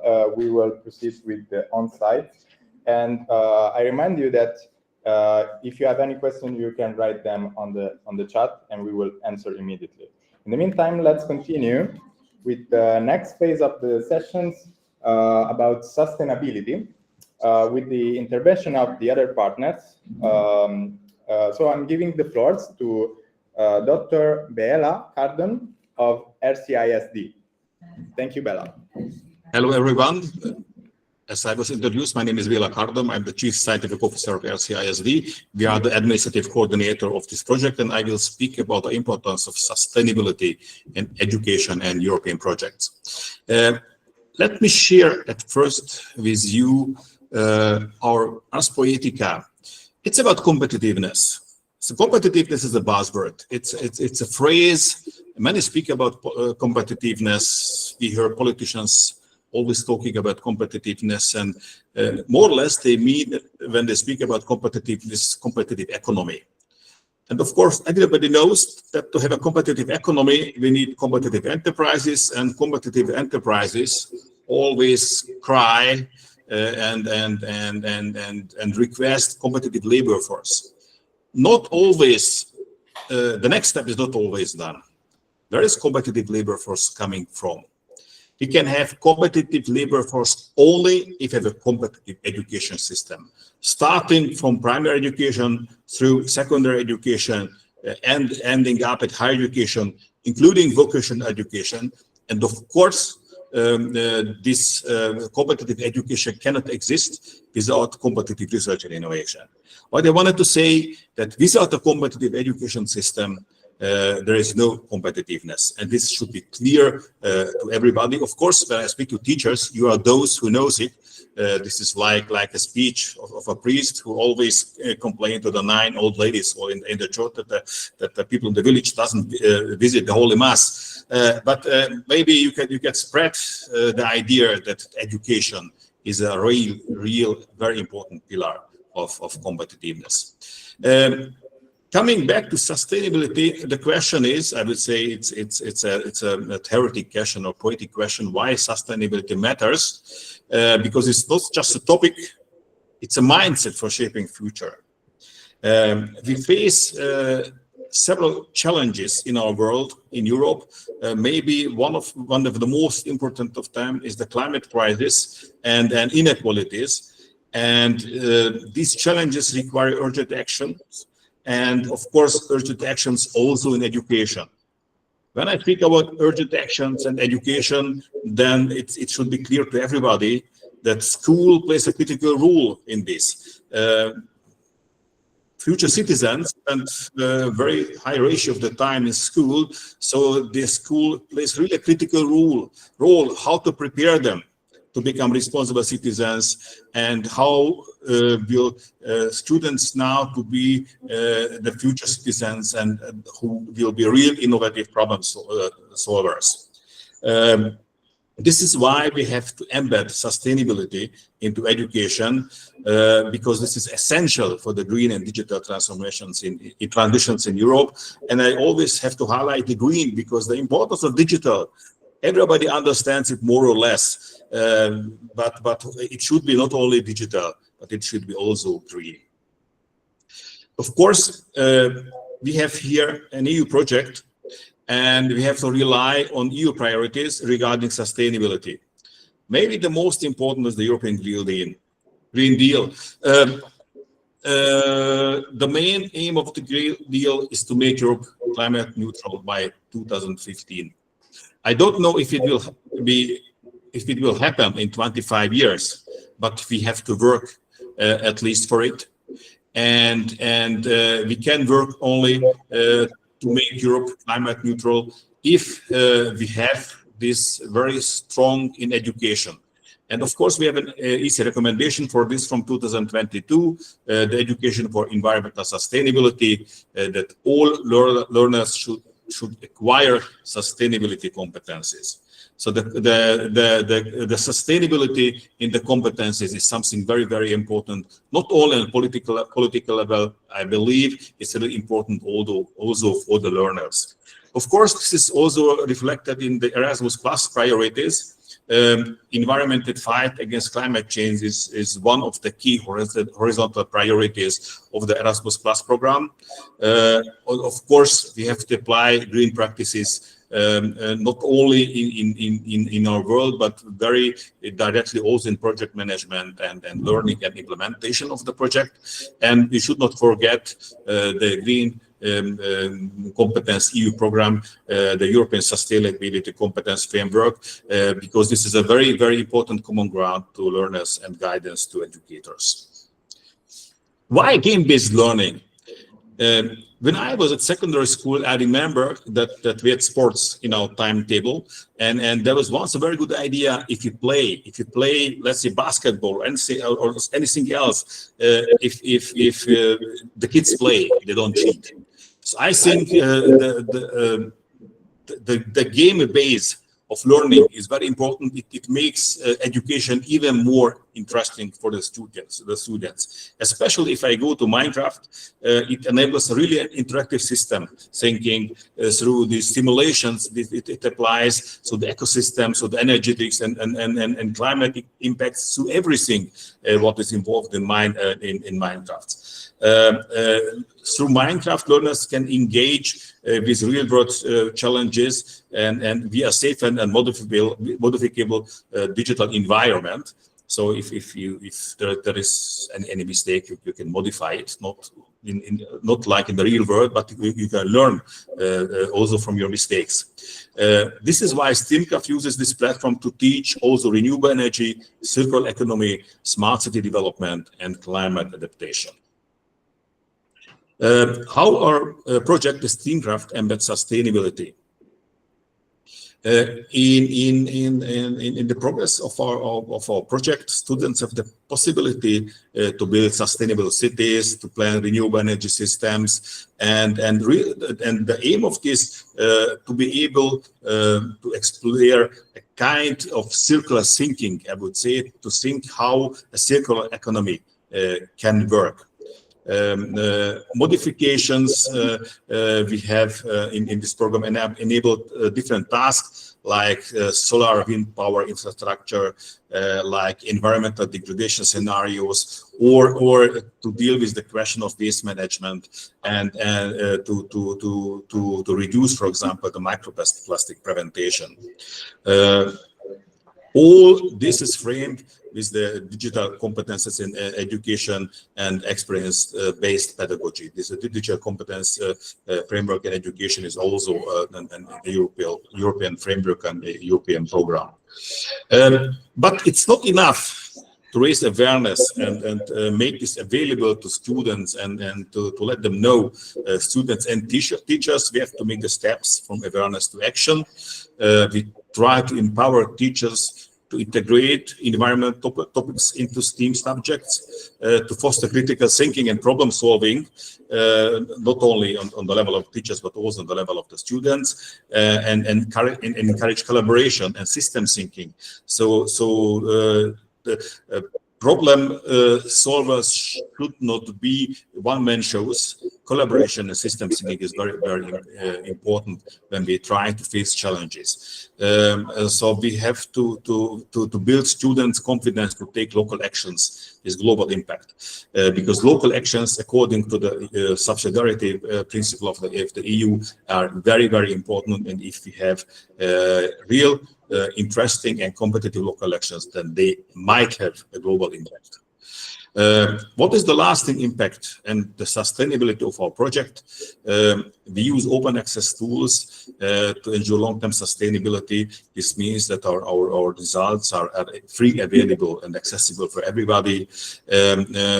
We implement workshops and support capacity building for teachers. The results are uploaded to not only to the Erasmus Plus platform, but also to Zenodo and shared via different networks. Future steps we plan and we envisage are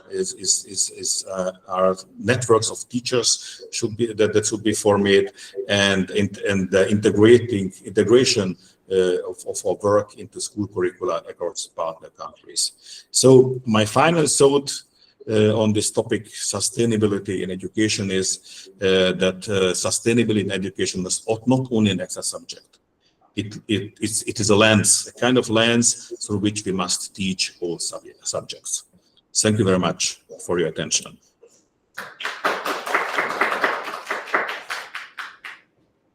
Okay, thank you so much, Dr. Cardon.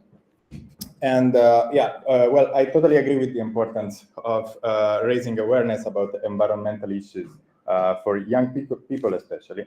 And I am personally honored to have been able to contribute to the definition of a lesson plan for sustainability in this project, together with my colleagues, who some of them already spoke. And so now let's move on. Please.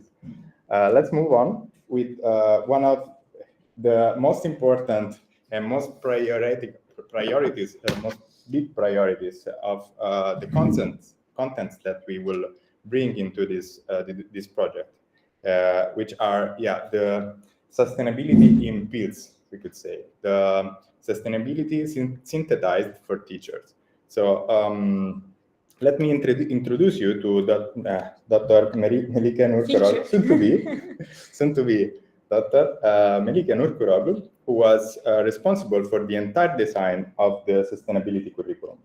Now, this is really, really important. I want to underline that. I would like to address to all the teachers present today, even without using Minecraft, there are environmental sustainability topics that are essential to teach today in every school, in all the schools, because these are issues that are involving us all inevitably. So in a way or another, I would highly suggest to bring sustainability into the schools. Yeah, please, okay. We have time. Okay. So many teachers have no way to select information online or consult any expert usually. So this is why we researchers are here. Me and my colleagues, especially Ms. Koroglu, during the past year, we have been consulting experts, doing research online using both AI and specific tools for analyzing the data about sustainability and discussing and choosing with our department on what are the most important things that should be taught to the students, because some topics are hard to be explained, some topics are still in development, some topics are still open sometimes. So this selection have been developed through a wall here, and here we are now to explain it. So please focus. This is my recommendation because this is very important, and I give the floor to Ms. Koroglu, please. Thank you. Yes, today I want to talk about how can develop our lesson plan based on they mentioned the Microphone is here. okay. Mentioned the game-based learning and sustainability and the other topics. But before I want to mention about me and how can involve this project and my master and bachelor from Turkey Hacettepe University and math education, and my master thesis about I integrated the computational thinking and design thinking. I developed the curriculum and I applied it via Minecraft. And this specifically math education, I give some generally problem for the students. Students try to solve the problem. And they, before try to solve the problem, used to real life solution. After that, they try to solve their solution used to mathematical solving. And after that, they create simulated in the Minecraft their solution. And because Minecraft, as April mentioned, really provide us the simulate in real life experiments. And JKU, last year I joined the JKU and yes, I doing this project, and we developed the STEAMCraft curriculum for sustainable renewable energy solution. And they mentioned our curriculum based on the why? How can follow the? Oh shit! Yeah, sorry. This is recording. Okay, continue. Let me check. What are you sharing? Your screen? Yes. Because you can maybe share your full screen. Yes, I shared my full screen. Okay, then try the app. Just stop, yes, and share again. No worry, everybody was sleeping after the break. Yeah. So. Entire screen. Except Ida. Share. Yes. Okay. And presentation. Yes, try now. Yes. No. It's working. It's working. No. Okay. This is my way. Okay. I mentioned my background, about my master thesis and JKU. Yes, for now we developed the STEAMCraft curriculum for sustainable renewable energy solution. And our curriculum, we used three main topics. Also, they mentioned experience-oriented pedagogy, project-based learning, and sustainability. This pedagogic and project-based learning provide us the active learning, because students instead of the passively recurring information, students really engage in the interactive text and stimulate the real-world challenges. Also, we want to use the sustainability because we want to increase the students' awarenesses and responsibility regarding environmental matter. And also, we want to focus to 4 different key topics, because also we want to improve the students' problem solving skills and digital competence, and also their how can solve their problem used to interdisciplinary, and also of course gamification. And developed our curriculum, we used the design thinking because design thinking provide us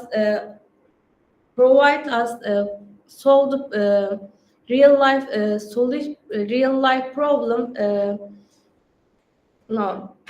Provide us to solve the complex problem solving, and also the STEAM education really more commonly used to this approach. And how can we develop this curriculum? Before we search the literature review, after then we designed our first initial design, and after then we developed our curriculum and lesson plans. After then we interviewed our expert and they give us some feedback, and we revised and we developed our lesson plans. And we developed the 10 different lesson plans based on the gamification and project-based learning and interdisciplinary. Our 10 lesson plans consist of for example, our first lesson plans, our introduction lessons and training package, because maybe students, also teachers, don't know how can play the Minecraft. Our first lesson plans related to how can play the Minecraft. And our second lesson plan related to carbon dioxide, because carbon dioxide emissions really they need the awarenesses about this. And also third lesson plans related to renewable sources, because maybe they don't know our renewable sources, and they can learn, because we can use these resources. We try to reduce our carbon dioxide. And other their lesson plans, we give us some problem. After that, they try to solve their problem. So this is our introduction lessons, but I want to talk about specifically carbon dioxide lessons. We want to use in the class, and teacher wants to see what is the goal, what is the achievement about these lessons. For the teachers, first we want to give our aim, specifically carbon dioxide. And after that, they determine the learning outcomes, and also they want to see the skills. After these lessons, students which skills students achieve. For example, collaboration, critical thinking, and achievement and challenges come from the gamification, because after each lesson, students earn some budget. And also we have to determine the challenge, because students want to solve the challenge. But really so hard to develop the lesson, because Minecraft, students want to play game, but teachers try to learn something, and we need to balance this how many times students really wants to feel playing, and also at the same time we give the information during their play. The empathize size, just out of the Minecraft for now, just in the class, they briefly discussed each other about the carbon dioxide. They gain the theoretical understanding of the greenhouse effect, the role of carbon dioxide in climate change, and sustainable alternative. Also, we have to aware about because you can in Minecraft you can kill some animals, or you can cut the trees, and we can attention the please we don't do it. And also we can ask some guide question. For example, which of our daily habits might increase carbon dioxide emissions, and how could we change these habits? And definition, and after the empathize size, students join in Minecraft, and they try the definition their problem before, because they talk about their habits, and they aware their carbon dioxide emissions, and in the Minecraft they also define their problem. And after that, in the Minecraft, give us some 3 different missions. For example, one of them, over exploitation of single resources. Some students or some group can choose this definition, these missions, and after that they try to solve this problem. They choose this problem, and they can see the description. What is the problem about that? And if they didn't find any solution, we can give some hint. For example, okay, I can read for example, about this. Based on this problem, heavy reliance on the single resources, such as a coal for energy production, can lead to over-exploitation of the resources, causing depletion and significant environmental damage. And how can we solve this problem? For example, utilize renewable sources like solar and wind energy, diversify energy sources, minimizing coal use, and promoting sustainability. And also, after that, they choose the problem. Specifically, they try to solve this problem. And again, teachers in the just 5 minutes or 3 or 5 minutes need some brainstorm, because they try to solve the problem, but for example, avoiding the coal. Instead of the coal, use the redstone and sunlight for the energy, because they need to change their resources.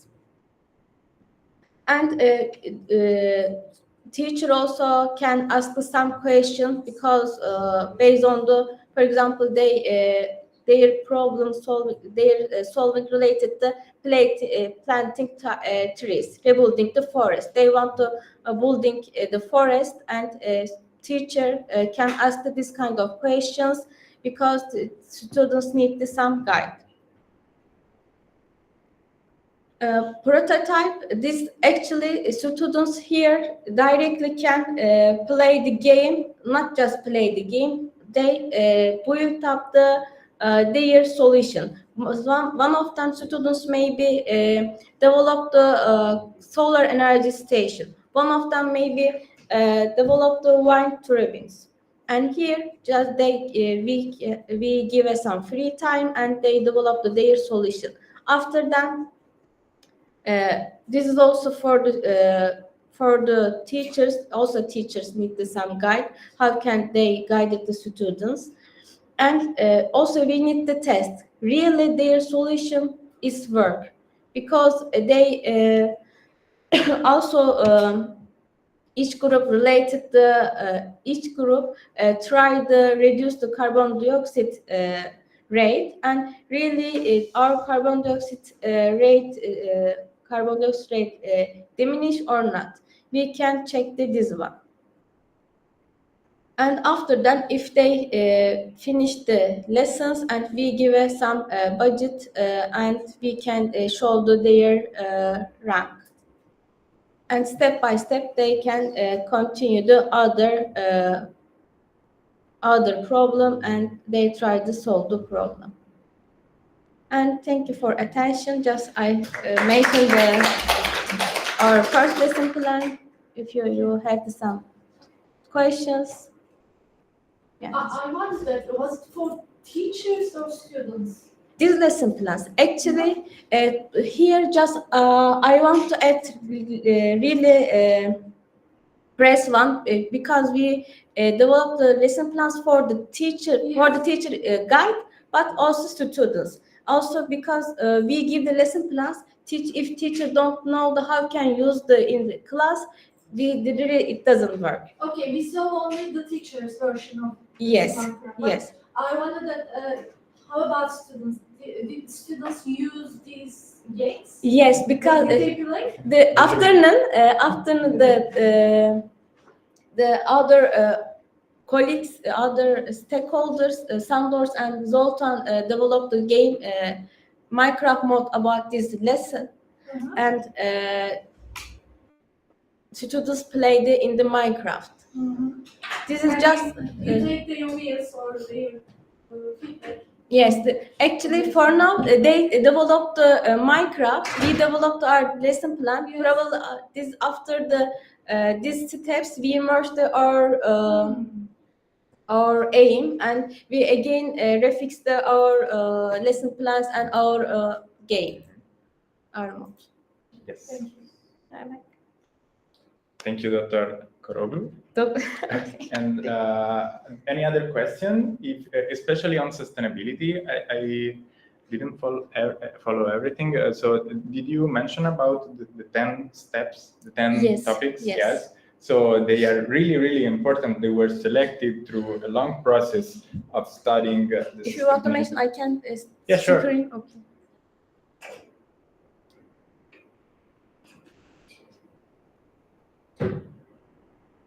Can we see any other use? That, Afternoon, they will. We will You can explain see the better. Minecraft environment directly. yeah, okay. I wondered how they see the Yes. Game. Yes, afternoon, probably. Yes, I don't. that's what we are going to explain exactly. I mean, well, it is not. This was not prepared, but maybe I can show. Let me show.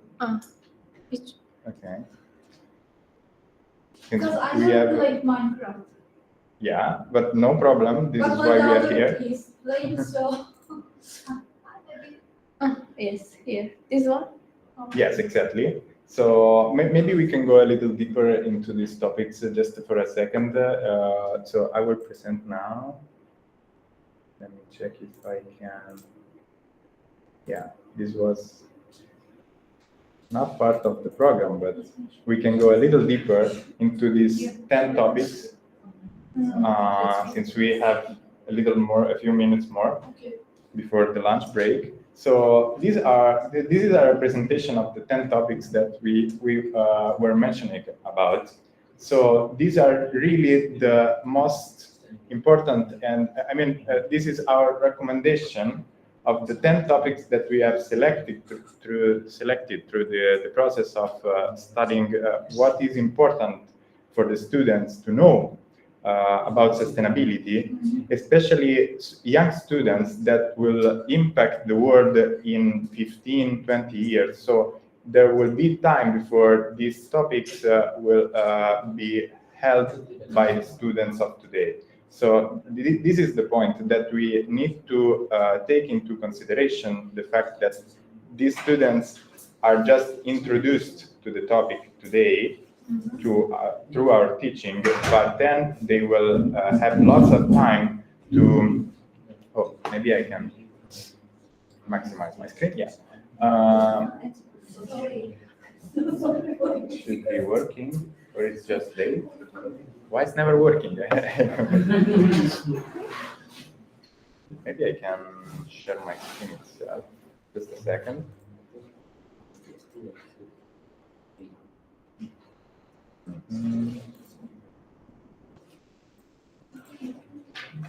Yes.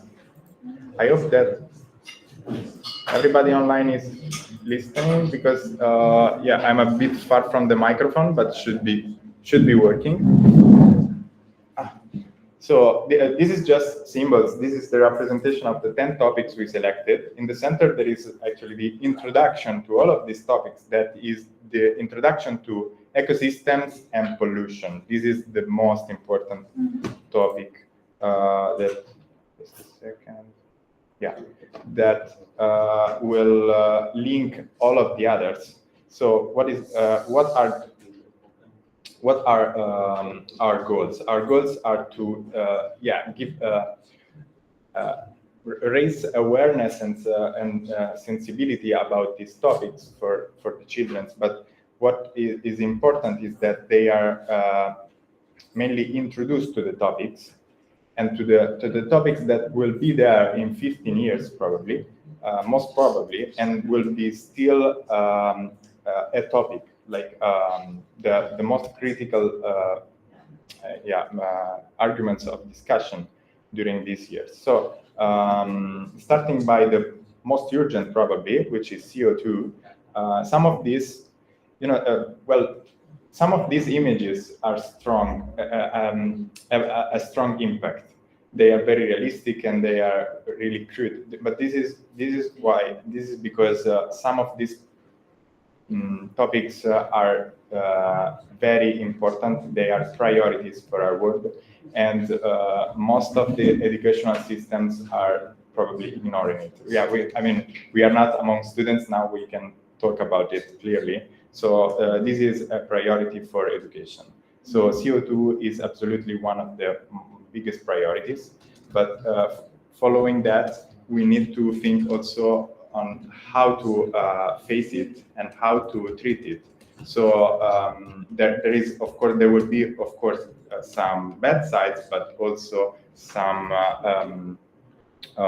optimistic side, we can say. So we are looking to a future where all the energetic system will work finally, and there will be energy and new renewable sources in every country. This is what we expect, what we have to make our students get used to. So and the other topic is, of course, the separate waste management. That is never easy, and it was never easy at all to implement into the Minecraft mode, because some things are easy to explain. For example, deforestation, or for example, the melting of glaciers, were probably easier to show because it's something easy to visualize. You can show, a melting glaciers or a forest, and it's easy to understand that those things are burning, those things are disappearing. This is just an easy concept. But the point is that most of our problems today are not visible. So CO2, you cannot directly look at CO2. And this is probably why it's always so hard to disseminate about these topics, because people cannot directly feel the changement. When they feel it, it's honestly too late. For example, the raising of the sea levels, the waste in circulation, or the problems in health. So, for example, for the particles, we will feel the problems when it's too late, when it's already affecting our body. So the separate waste management is something really complicated to explain why it has an impact and why the way we are conducting life, especially in the rich countries, must be changed. So, and linking to that, of course, the intensive farming and production methods. This is both about intensive agricultural topics and intensive farming for animals. So, of course, I am not getting into the deep topic of diets and what we eat, but what is a fact in the eyes of research is that these intensive methods are impacting very much into the ecosystems, especially because of our overpopulation of our humans. We need lots of food, especially now that we have reached the peak of 8 billions. So I will just link, for a moment to the overpopulation topic that is actually the cause of most of the other problems, but it's almost impossible to treat at the moment. Of course, it will get better in a few decades, but still we have so many. This is related to so many cultural discussion, religious discussions, and tradition, and some countries are actually on the opposite problem. Are facing the opposite problem, so the decreasing of population. So the management of population and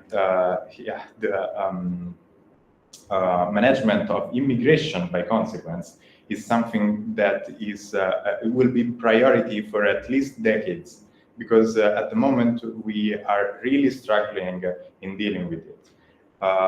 And moving on to something as much problematic, we could say, is about fine dust. So at first, when I was studying this problem, I didn't really understand the difference between CO2 and fine dust. It could seem like the same thing. So if you are feeling like me, like I was at the time, it means that we all need to study a little bit more. Because yes, fine dust is another level of issue. It's about that kind of particles that are actually visible in somehow, but they are really literally everywhere, and they impact directly to our body, to our lifestyle.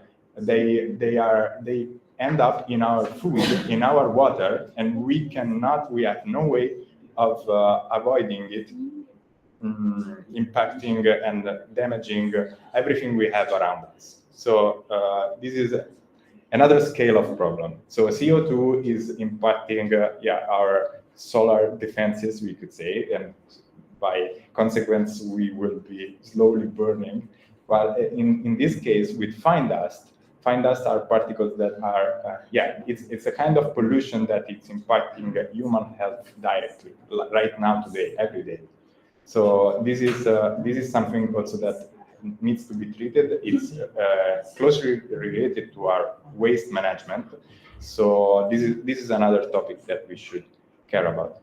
I will be super quick on the last ones because we are getting short on time. So the deforestation is maybe the easiest and clearer topic that we will face, especially into Minecraft, because Minecraft is of course a natural environment, and deforestation is something that we may not see because we are living in cities. We don't really work in the field, of the agro industry.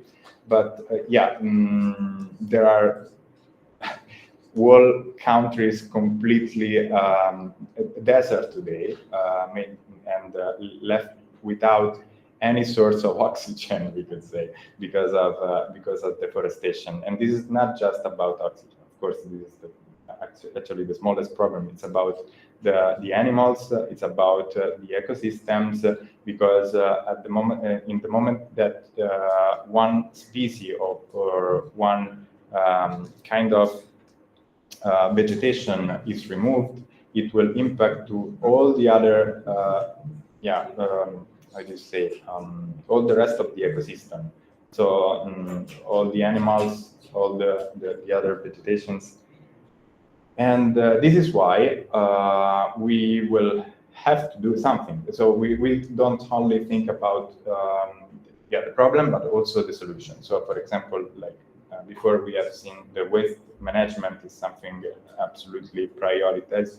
Also the resource diversification. It means that to solve the problem, we need to work on different fields at the same time. It's not like just by recycling the waste I will solve the problem. No, at the same time we need to work on energy. We need to work on overpopulation sensibilization. We need to work on the fine dust, the intensive farming. So maybe think more deeply about our diet and our lifestyle, and so on, and the renewable energy usage, of course. So always choose a renewable energy source over our traditional carbon burning and so on. So the last lesson will be about melting of glaciers and sea level rise. It was located as a last lesson because it's a little more I would say interesting and adventurous for Minecraft users. So they will simply go through the glaciers and they will see directly the impact of temperature rising. But it's also a key topic because it brings to the raising of sea levels and also a lot of more problems that we cannot see directly and easily, but it's constantly affecting our world and our future. So this is all. Thank you. I will just go back to the synthesis of this problem. These were the ones that we have chosen, but of course there are many more. For example, the choice over the nuclear energy, for example, just for saying one. So that was something that we did consciously chose to not talk about to the students, because it's still an open debate for many countries, and it's not easy to understand if in a few decades it will be still a topic or not. So this was our choice and our suggestion to talk about with your students. Thank you, and thank you also from Ms. Koroglu.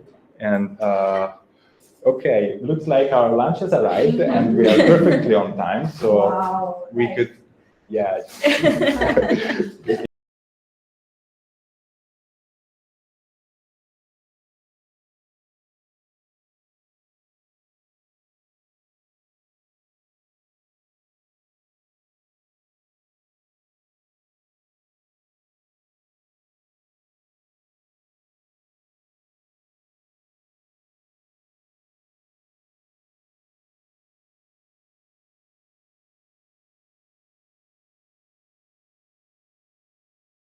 What else do we have? We have the infected grass.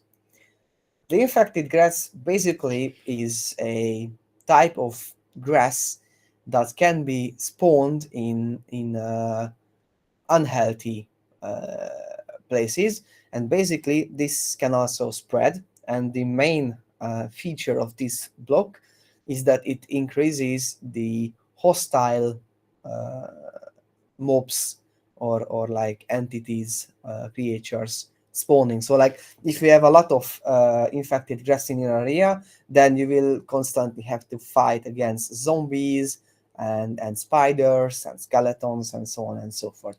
So basically your goal is to get rid of and do not let infected grass spread, because as I've said, infected grass, however, at a much lower chance and rate, it can spread as well, but it only spreads in the evening, not in direct sunlight.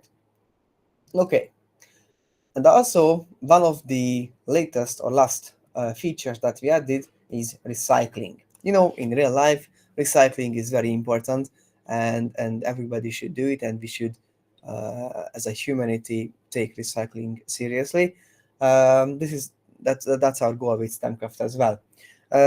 We were thinking a lot about how to usefully implement recycling into Minecraft, because technically, if you know Minecraft, there are not a lot of blocks and items that that you can reuse or it makes sense to be recyclable. But the final decision or idea was that that we should allow usable items that have durability, like all our tools, like the pickaxes, the swords, the armor materials, and all this kind of stuff, that they have to be recyclable. Because in base game, when a tool breaks, so like whenever you use a pickaxe, it's a small bar going to appear, and actually I can even show it. So as you use an item, as you can see, a green bar starts appearing on under it, and whenever this green bar depletes to 0, the item is simply going to vanish from existence. So basically, it's not going to be present in the game anymore. To counteract this and to foster recycling, what we can do is, if you right-click with a tool in your hand on the recycler, there is a chance, and as you can see, just a chance, it's not a necessity, that you will get some materials back. As you can see, for example, I recycled 4 pickaxes and I got back 4 sticks and 4 plastics. And this is good because in order to create a plastic pickaxe, I need plastics and stick, obviously. So basically, there is a chance that you can get back some material from the tool that is going to break. So this is our way of adding recycling. But obviously, if and this is a very important note, that if anybody has any ideas on how to improve the modification, the development is still going for a year more. So we are very generous, and we are thankful for any ideas that any of you may have about improving the modification. Okay, lastly, the most important feature that we added to the game is actually, and this is completely non-existent in any other mod in the world, is carbon dioxide. As you know, in real life, cars, factories, power plants, and all these sorts of complexes and things create or produce carbon dioxide and carbon monoxide as well. These are harmful gases in our environment that cause green gas effects and greenhouse effects and so on and so forth. Well, we added this into Minecraft as well. So if you go outside, then we will see the type of effects and everything that CO2 has in the world. But before I go out, I'm just going to grab myself a CO2 scanner and just check quickly that right now in this area that I am in, we have 0 CO2 in the level, so we are very safe. Now, if I go outside, then I have prepared 3 demonstration areas outside this complex that we made. Basically, these areas serves as, like, as I've said, presentations. It's very important to note that in Minecraft, actually, the game consists of chunks. I have now enabled the visuals to show chunks. Basically, you can see this yellow mesh around me, and as I move around, it's going to update to a different one. So this is, in a sense, 16 by 16 blocks. This is the unit of measurement for Minecraft, and basically how Minecraft works is that it loads and unloads these chunks whenever a player gets close to them or gets far enough away from them. And what we do is we attach CO2 data to each chunk, and we store it inside the chunk. So as you can see, if I go inside this chunk and I use my CO2 scanner, it says CO2 level 0. It is intended because this is clear of CO2. If I go to this other chunk, which is labeled as the moderate CO2 level chunk, then you can obviously see that we have some dust particles flying in the world. And actually, if I go inside it, and if you pay attention to the clouds are getting a bit darker as you go inside, and actually the sky as well, and everything turns a bit more brownish, indicating that CO2 is present in the atmosphere. And actually, if I use my scanner now, it says CO2 level is at 2,500, which is pretty high. And then, lastly, and this is the most dangerous zone, this is high CO2 level. This is 5,000. So if I go inside, it's going to show 5,000. Obviously, there are a lot of particles here, so it's very obvious. But the biggest thing is that this level of CO2 that I'm going to enter is really harmful. It's like if you are in a burning house kind of CO2 levels. If I go inside, I'm gonna go like really blind. I have been slowed down, so my normal speed is like half of my regular walking speed. And as you can see, I am taking damage constantly because I'm imitating that I'm suffering at the moment, suffocating, sorry.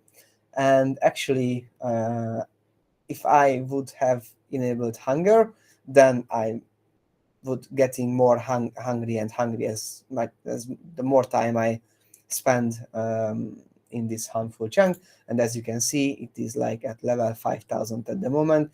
This is pretty much the highest possible CO2 level that you can experience in the game. Okay, it's all good, but how can we influence the amount of CO2 in a chunk? Well, I think it's pretty self-explanatory. You have multiple ways to influence it, but let's first talk about adding CO2 into a chunk.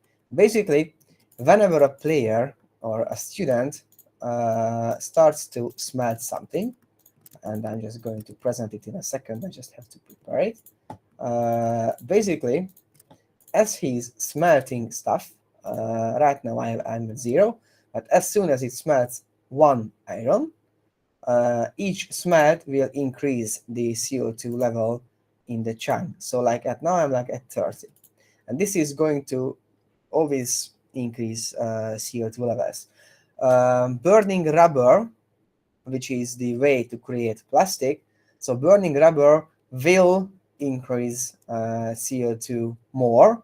I'm not sure if it's configured yet, but it is definitely going to be configured that CO2 will increase much more intently or increasingly if you are actually burning rubber. So this is the main way to like generate CO2 in a chunk. and if I just leave it long enough, it's going to slowly start showing particles. The level is at like from 500 ppm, then it starts to get a bit foggy. Yes, a different way to add CO2 to the world, and this part is, oops, this part is not technically realistic. However, it is necessary to guide the students to not to cut trees. Is that whenever, as you can see right now, I'm at 0, and if I just start to like demolish saplings, then they one by one will add CO2 to the environment. And also, as you have seen, before I planted the tree, I had like almost like 200 CO2 in the world, but as soon as I planted the tree, nothing happened. However, when the tree grew, so like it's like it's 10 now, but if the tree grows, it immediately removes 500 CO2 from the world. And also, what the game does is it always goes through one by one each loaded chunk periodically, and basically it counts how many green CO2 absorbing plants or living things you have inside the chunk. So like it's going to count how many leaves are here, and basically, as you can see, even though I'm smelting iron constantly and I'm producing CO2, right now it's at 20, but if I'm patient enough and I use it enough, then as you can see, it counted the leaves, it processed the chunk, and now it's back to 0 because I offsetted my carbon footprint by planting trees. This effect also applies for any grass, any flowers, and anything that in real life absorbs CO2. It's a side note here that the base grass block, however, it is titled as grass, it will never be calculated into CO2 decrease in a chunk. And if I didn't forget to tell about a system, then I think this is the very short explanation and demonstration on how the STEAMCraft modification works. One thing I forgot to show is how to get rubber. Basically, getting rubber is pretty easy. In real life, you have to like extract latex from the woods and like process it, but we are not targeting like high school or university students, so we had to simplify the process. Basically, what you can do is like whenever you cut down a tree, it's going to also give you raw rubber that then you can, as I have said, you can in a smelter smelt and produce plastic from it. And again, I have to highlight the fact that every ratio and loot tables and everything that you can see here, so that for example that each log I cut down with my axe produces rubber, these rates are for just demonstration purposes. In the final modification, these rates will be dialed back down, so it will be a bit more random, and it will be a bit harder to like acquire, for example, rubber. I think that's the current state of everything. Oh, sorry, no. I almost forgot this one. This is the environment monitor. This is one of the most important boxes in the game.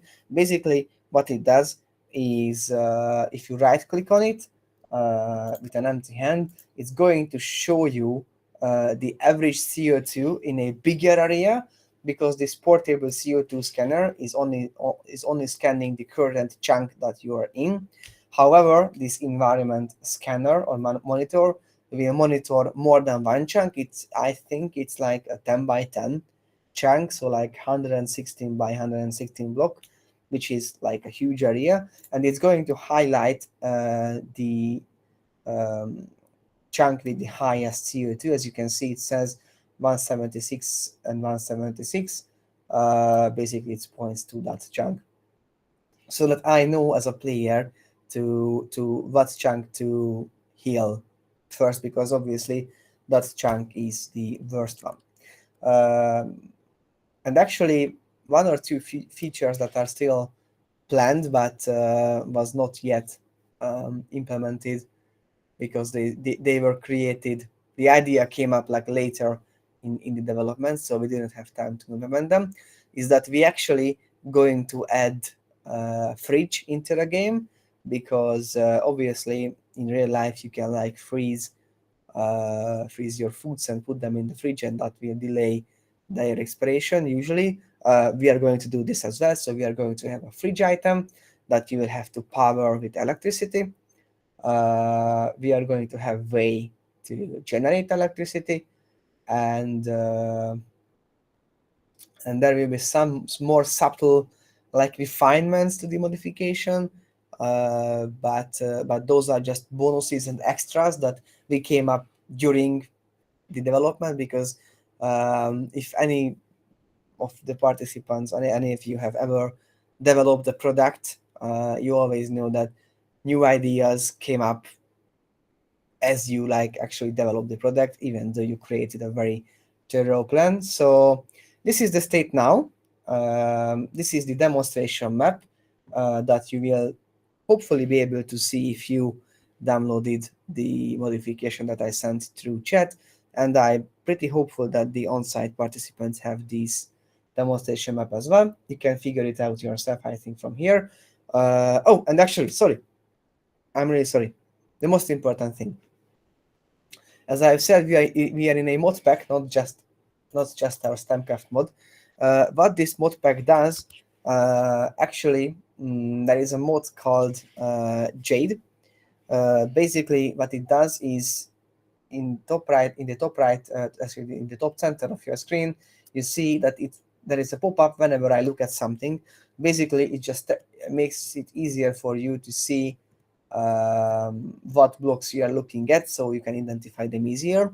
And also, this on the right side is called not enough items. Basically, what this allows you to do is that you can search for any Minecraft block in your game, and actually if you use the @ symbol and the name of the modification, which is in our case STEAMCraft Core, then you can actually filter down all the items added by our modification. And actually, if if you click on a block with like the R key down, then basically it's going to show you the crafting recipe. So you don't have to remember every crafting recipe. You can just use not enough items, and then it's going to show you how to actually create an item. If you don't know how to use Minecraft, if you don't know how to craft, how to gather resources, so on and so forth, then Alessandro, as far as I know, will introduce some basic mechanics in Minecraft. At least that's what we discussed. But if not, then I will as well. I think that's it. If you have any questions right now, I'm happy to take them. If there are, then I think we should get to it. Alessandro? Yes, I can confirm, and thank you, Sandor, for the very clear presentation. So this was all the content that we have developed until now with the mod. And this is not all, of course, because during the next years in the research project, we will keep on developing and producing some new contents in the mod. But for the moment, yes, you can already try this beta version. That so we will start by testing right now. Thank you again, Sandor. Then with the practical session. So everybody have his own copy of Minecraft and the mod installed. If online somebody didn't manage to install it, can still ask in chat any kind of help. But just by resuming, you have to install Minecraft by downloading it by one of the sources that Sandor listed today morning. And then the mod can be downloaded following the procedure that Sandor showed us just now. So mostly through CurseForge. So now, just to explain the very basic comments of Minecraft, starting by the basis of the game, I will be starting by streaming a new game from scratch, and you can follow me step by step, learning all the basic commands.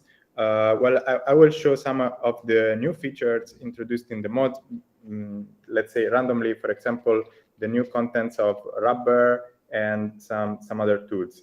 So during this afternoon, since it is a workshop, I will also ask some of you to stream, so we can discuss together what are the difficulties of or the interesting parts about this tool.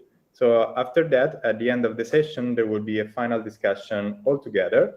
And finally, we will be filling out the feedback forms. I will ask you both on-site and online to participate these surveys, which I ask you to give some feedbacks for the development and the future follow-up of the research, so that we can gather more data and analyze them based on your feedbacks.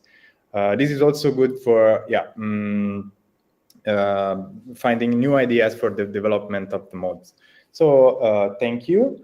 I will start my streaming right now. Just give me a minute. I don't know if Selen wants to try. We have, or anyone who doesn't have Minecraft or anything installed, we have one free PC here that you can use.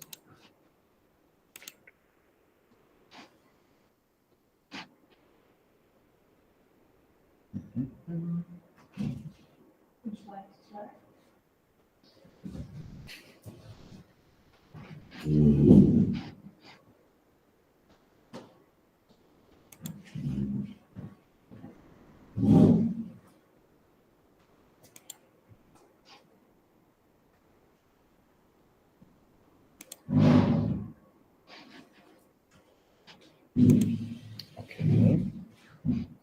I will start streaming my full screen so that I can just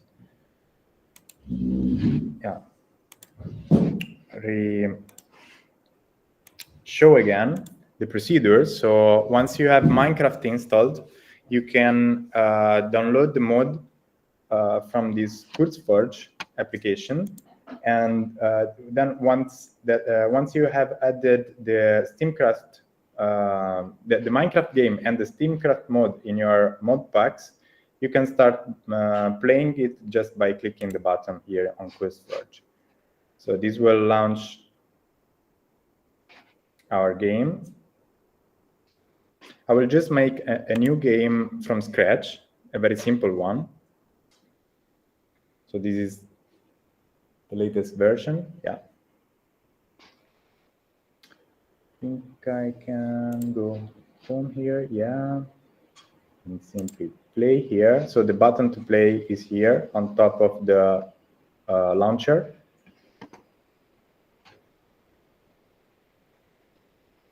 Probably at the moment you are not listening any music because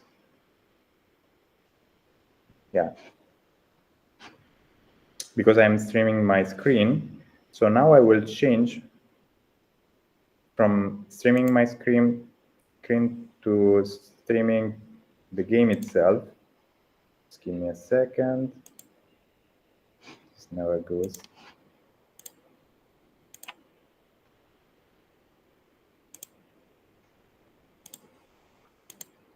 Okay.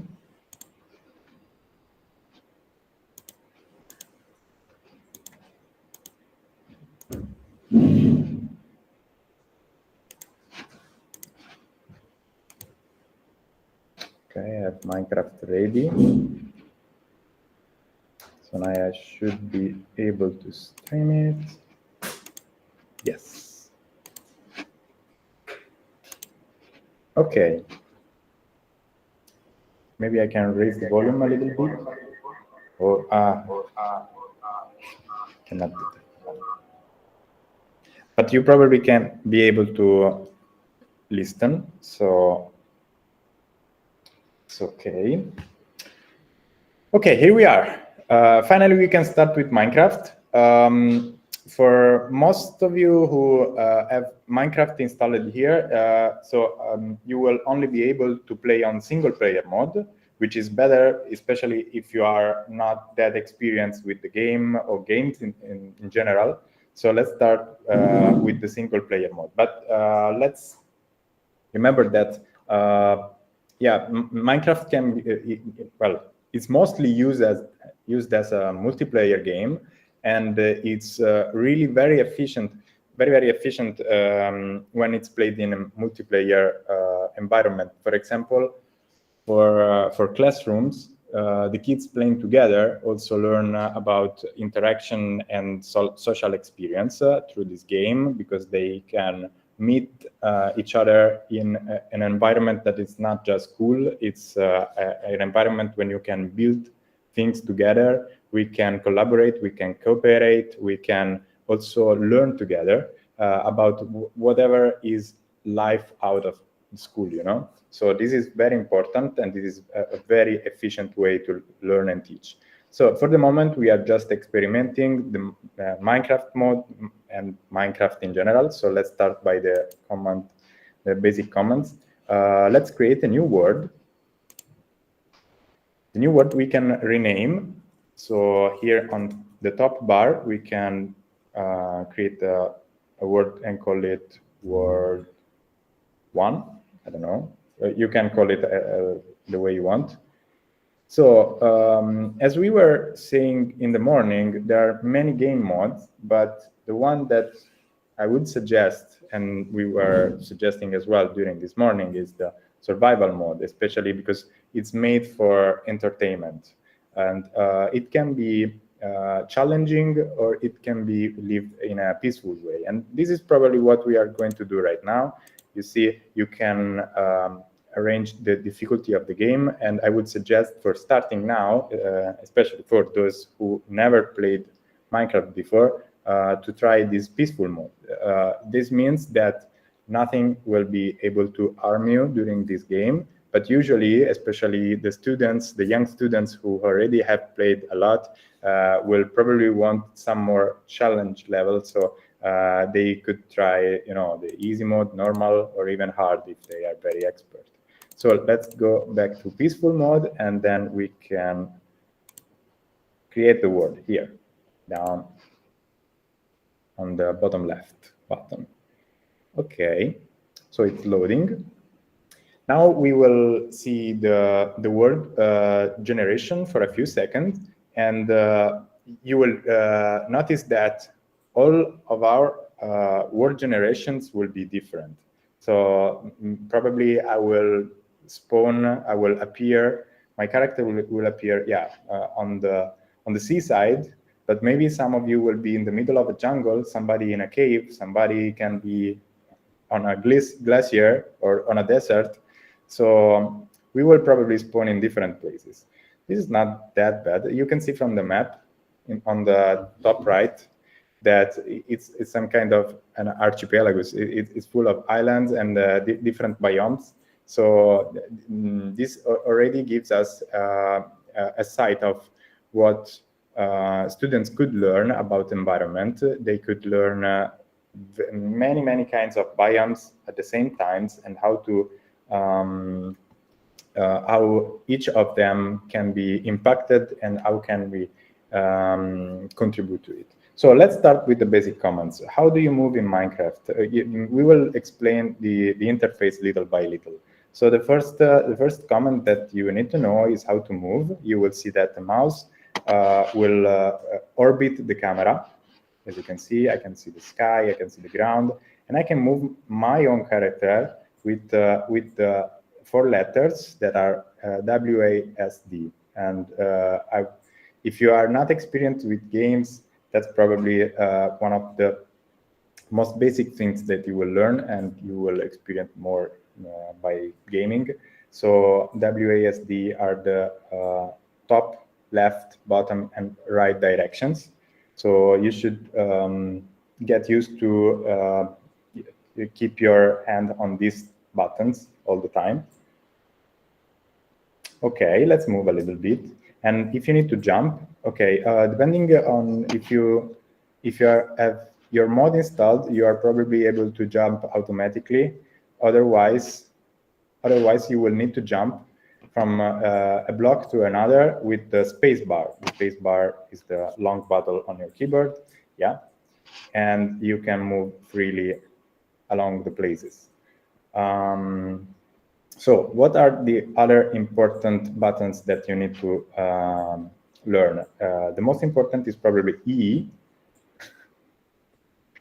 So E, I see that, yeah, people are already getting fun. So E will open the menu, and you will see your character. In this case, I have this character you see in the center, but also this inventory slots that they seem to be many, but they will get filled in a few seconds. You will see.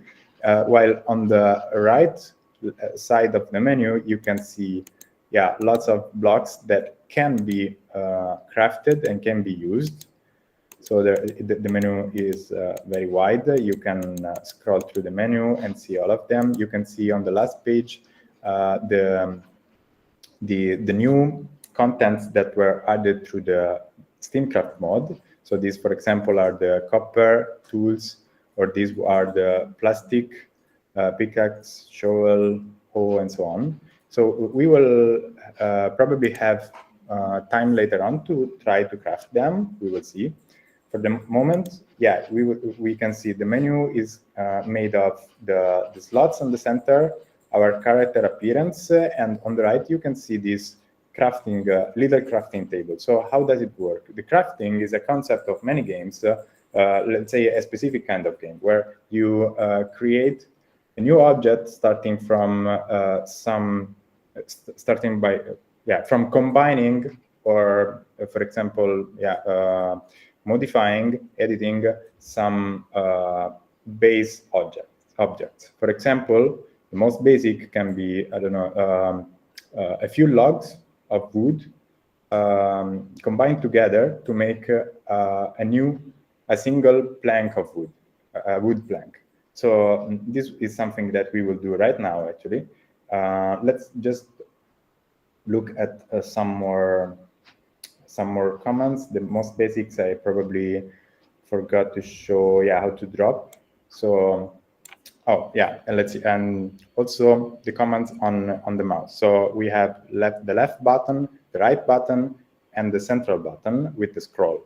So the left button is the left click of the mouse is to use or hit something,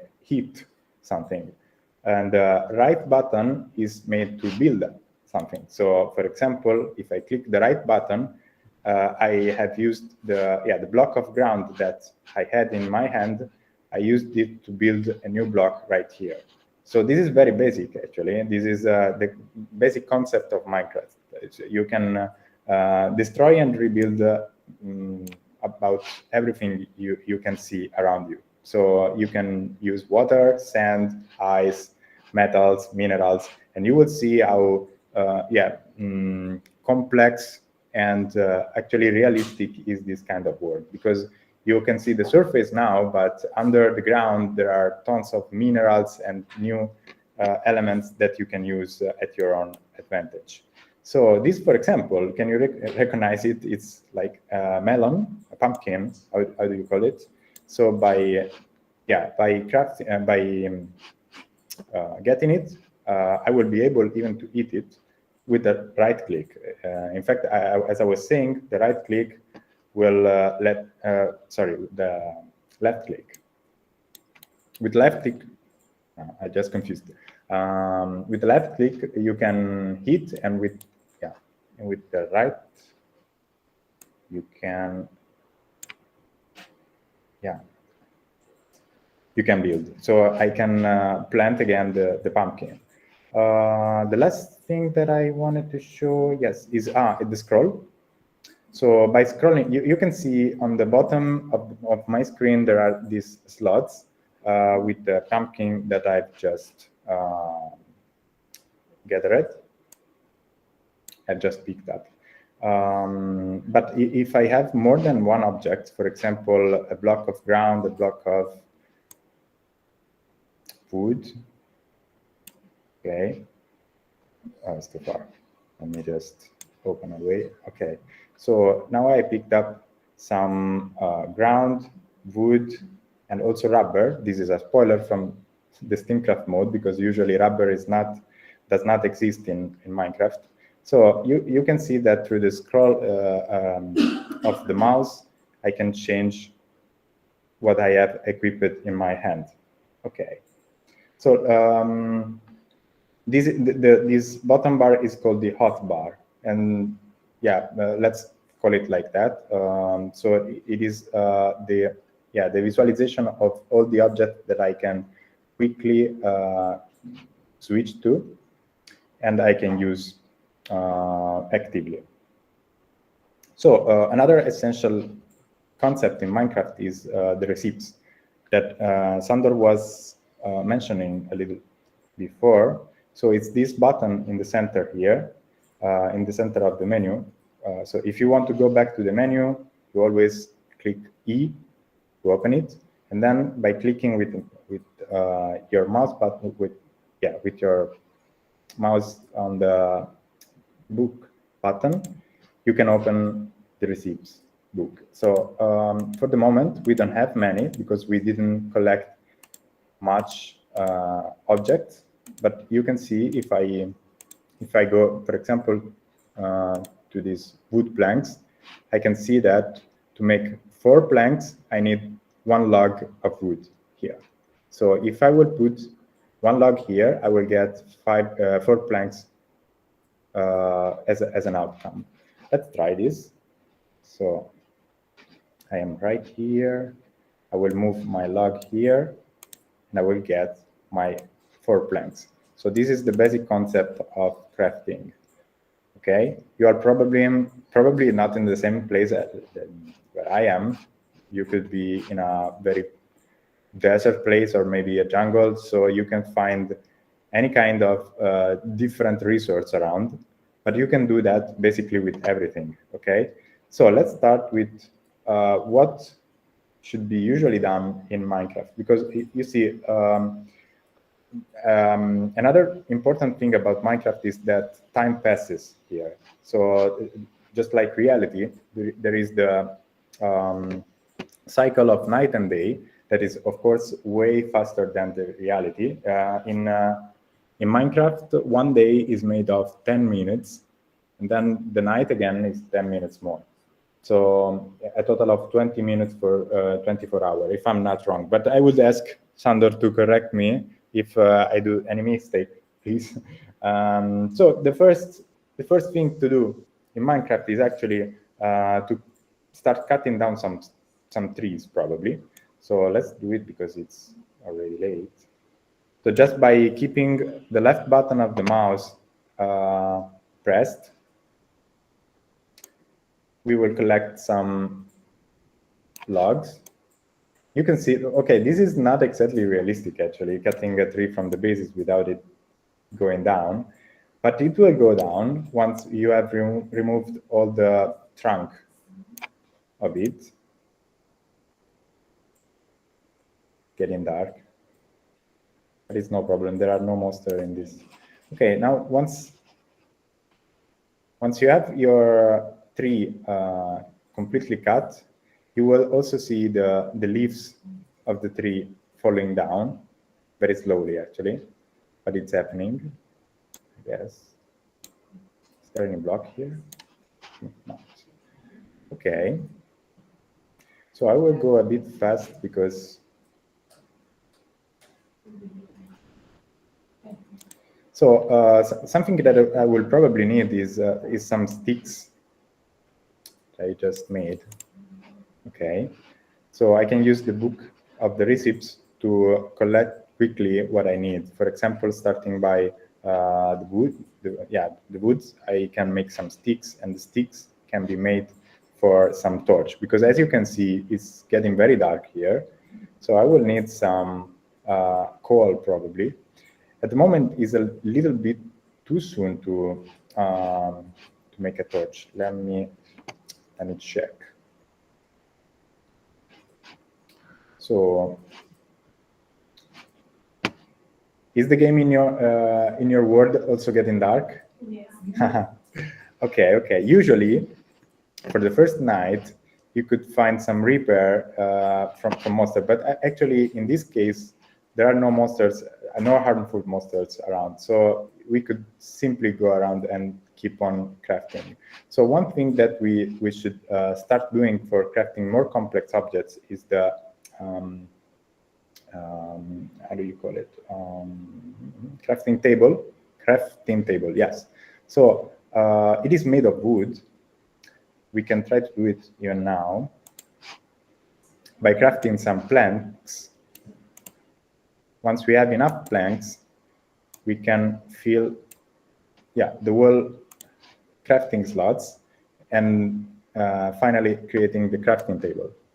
So I will put my crafting table on the hotbar so that I can place it in the real place, And this is where, lots of kids have more fun, because here you can create basically everything. What is the difference between the normal crafting and the crafting table? Is that here on the table you can craft and create and invent more complex objects. So, for example, here on my menu, I have a crafting slots of 2 by 2, while here, I have a crafting slots of 3 by 3. That makes 9 slots that I can use to craft a lot of things. For example, let me try to do some pickaxe. I can do it. No, just a second. Well, let me do a sword, a shovel. Let's see if I can make a sword. Okay, this is like the most iconic, one of the most iconic item in Minecraft. So now let's try to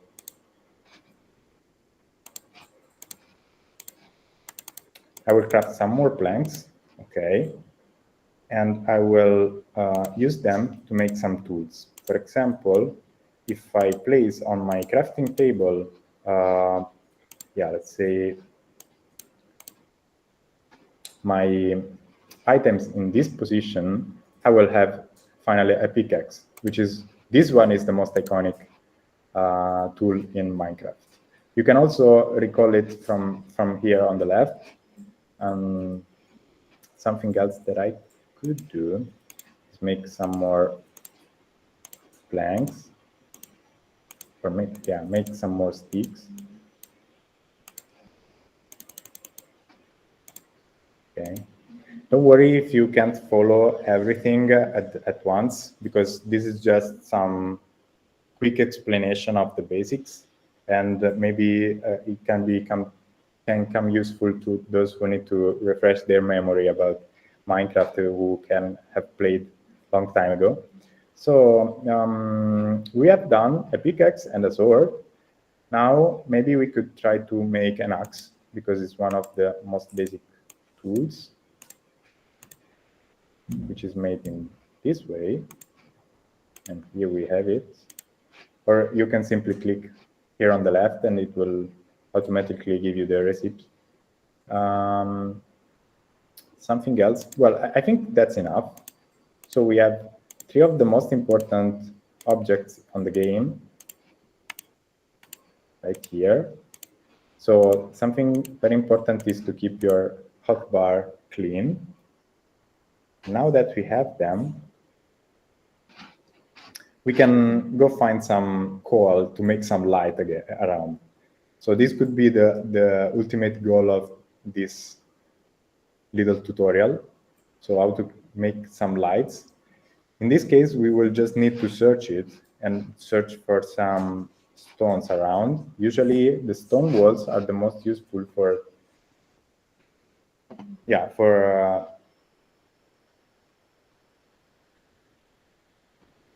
getting minerals.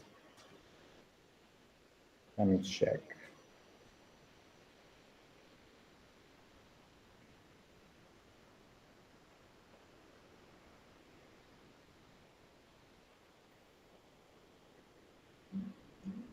Okay, for example, here, this is a wall stone, a stone wall. So I could try to find some coal around. I know it's dark. Oh, something more important. If you happen to fall in the water, you will probably go down unless you press the space bar. This bar is the way you go to the surface again. Okay. So be careful if you happen to fall in the water. Use the space bar. Okay, I see some stones over there, so maybe I will try searching for some coal.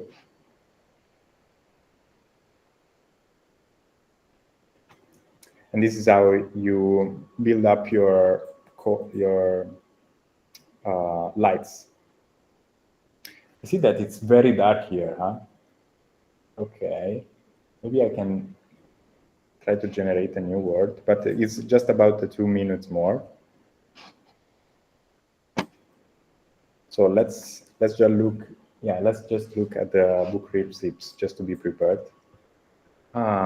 So at the moment we have some wood and some planks, and these are the basics to create the basics objects. So how does Minecraft work at the moment? The first steps of Minecraft are going.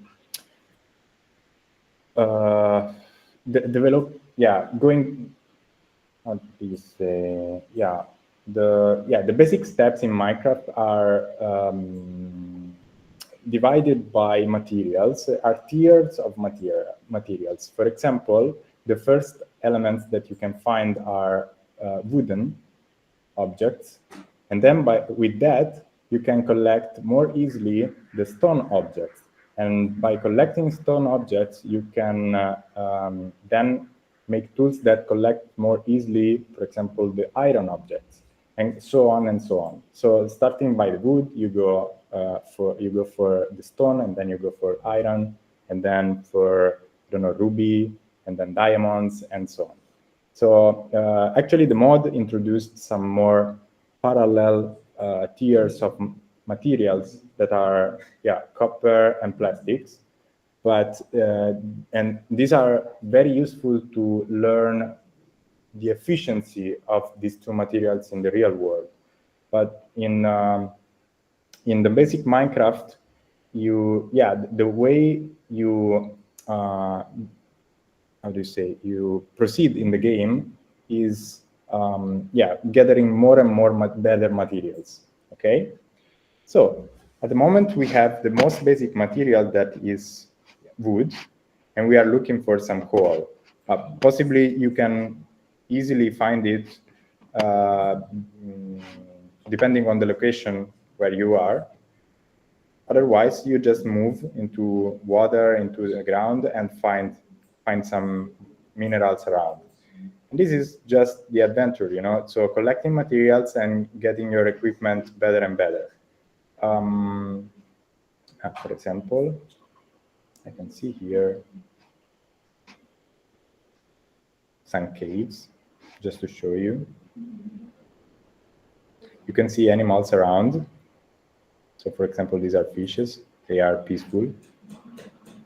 You can see lots of many kinds of vegetation.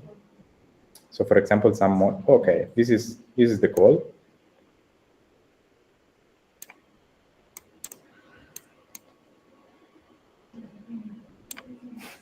I will just collect a few. So these are, you can see sometimes it's hard to understand the difference between some kind of stones and some coals and so on. But this is actually how you get experience in the game. So you can recognize what is what. So now that I have some coal, I can use it to make some torch. Torch should be made like that, yeah. And so I can finally have light during the night. So the first night is usually pretty hard. Oh, here I found some interesting minerals, but that's harder to craft, but you can try. Okay, and this is copper ore.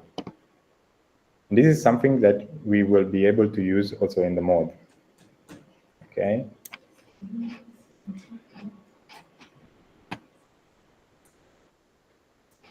So we have, oh, okay. So now to connect to the, for connecting to the STEAMCraft mode, we could try to first level up to the stone tier of our tools. So for example, collecting some stones here. Just quickly finding some. Should be very easy. And then, okay, let me make another crafting table. Just quickly, and place it here. Okay. So once I have my crafting table, I could try to make some new objects. For example, a stone axe, finally, or a stone sword, and what else? A stone pickaxe.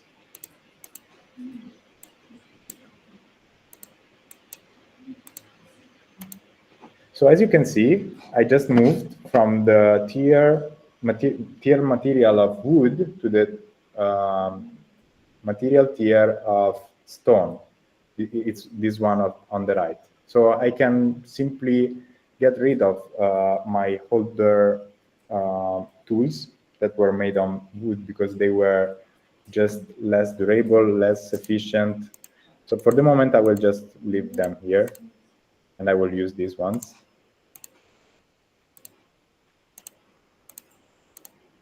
These I don't need, but I can need the torch. So now that I have my stone pickaxe, I can gather, as you can see, I can gather materials more quickly.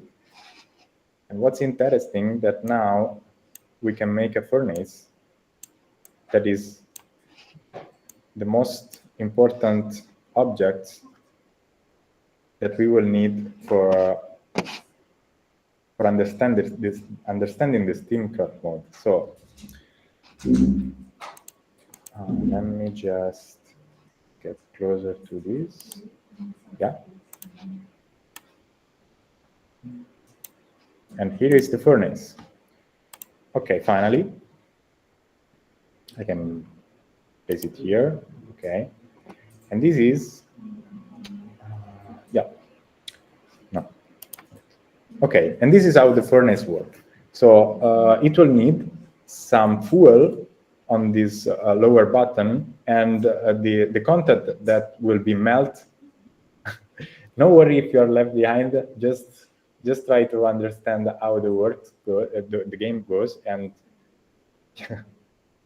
If you have any question, I'm sure that Sander will be happy to answer, for example, on chat. So now that we have the coal, and now that we have, for example, I don't know,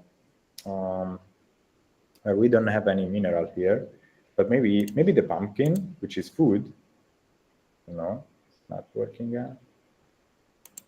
Okay, I don't know what can be burned. Okay, we are burning rubber, for example, to make plastic, probably by melting the rubber. Yes, as you can see. But this is the furnace, right? And we are burning coal. So we are raising, at the moment, the level of CO2, as you can see. And this is actually what usually not happens in the game, but thanks to the mod, it is actually happening, and little by little, burning rubber or burning, I don't know, using the coal to burn, melt new minerals. Okay, we can produce more easily, for example, the plastic, but on the other side, we are producing CO2, and CO2 will be heavily inefficient on the long run. Okay, so this is exactly what the students should learn by this. So considering how much they play these kind of games for hours and hours. We have just been playing for 20 minutes, you know. So by playing hours and hours and learning the basic systems of the world, they will assimilate in a passive way that on the long run, using that kind of traditional energy sources is very inefficient. It's actually pretty, it's a big damage for the environment. And they will learn it just by playing, okay? I wonder why the rubber is still burning here. But yeah, we made a lot of plastic. Since I have never tried these objects of plastic, so I'm curious. I will try to craft some of them. And then I will leave the word to our colleague, Sandor again. So let's try to craft this plastic pickaxe. I believe it's not very efficient, actually. Let's try. Let me move around. We didn't explore much. One of the best parts of Minecraft is actually exploring. I wonder what that is, for example.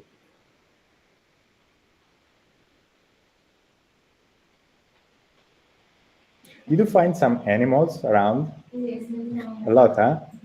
What kind of animals did you? Okay, that's something that I wanted to talk about, actually, because yes, please. You press E and you have the button of the book.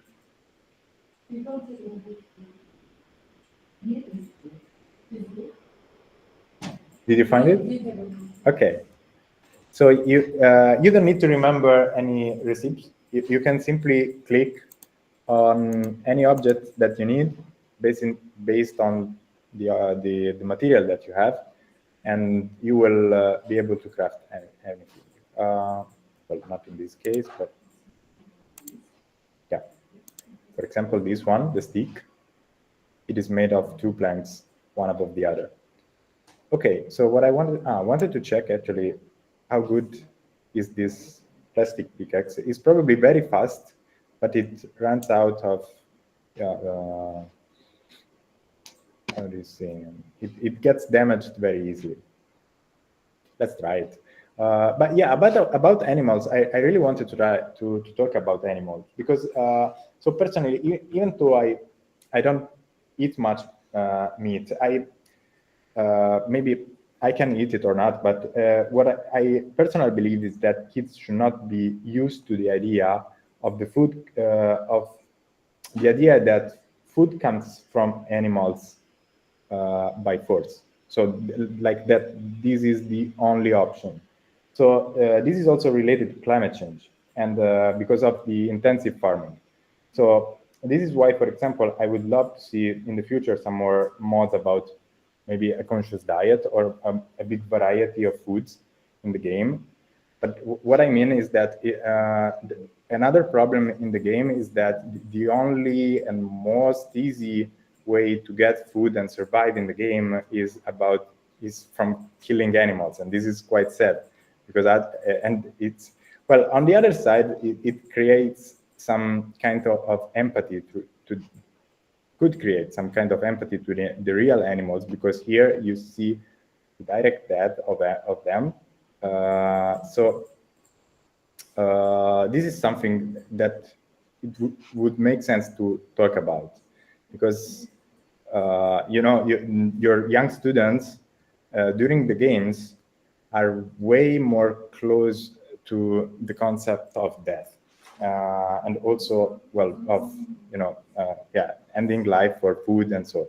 This is something that should be discussed about. And okay, now it's night actually, so we could craft some lights. You can see by making a torch, you can enlighten the whole zone. So putting on some more torches, you will have a safe place here. Usually this becomes more useful for the survival mode with monsters. Not in this case, but at least now you can see where you are going. So I think that actually by crafting the furnace, we have seen most of the basics of the game. And yeah, this is actually where the mods start to have some contribute, because yeah, the mod will teach us how to use some alternative sources of energy to the furnace. So, do you have any question? I think that we have done enough for the basics of Minecraft. We have seen most of what it's needed to know. Any question out there? Okay, some questions in there.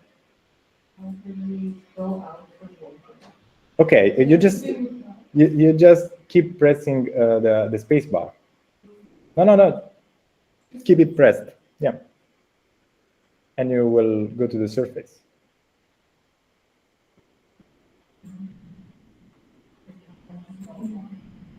So keep your left thumb on the space bar and use the mouse. Ah, you don't have a mouse. Okay, that's almost impossible to play that. But yeah, you are playing hardcore. Okay, but no worry. I mean, this is just your first game, first try, and nobody expects you to beat any dragon, you know? Okay, any questions over here in chat?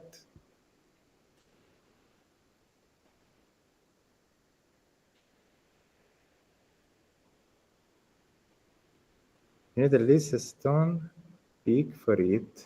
Okay. Thank you for the advice. Okay, I think that we are done with the basics. Now maybe for those who are more experienced and maybe can already manage the mod, let's have a short coffee break, like 10-15 minutes, and then we can meet again at 4, and maybe Sandor will show us how to play with the mod itself. Okay, so and we can follow him. We can also see some stream from you, maybe to discuss what is harder and what is interesting about the mod and about the game. And yeah, this is how the workshop should go. So let's create some discussion later on. Okay, thank you everyone, and see you at 16 in 15 minutes. Bye.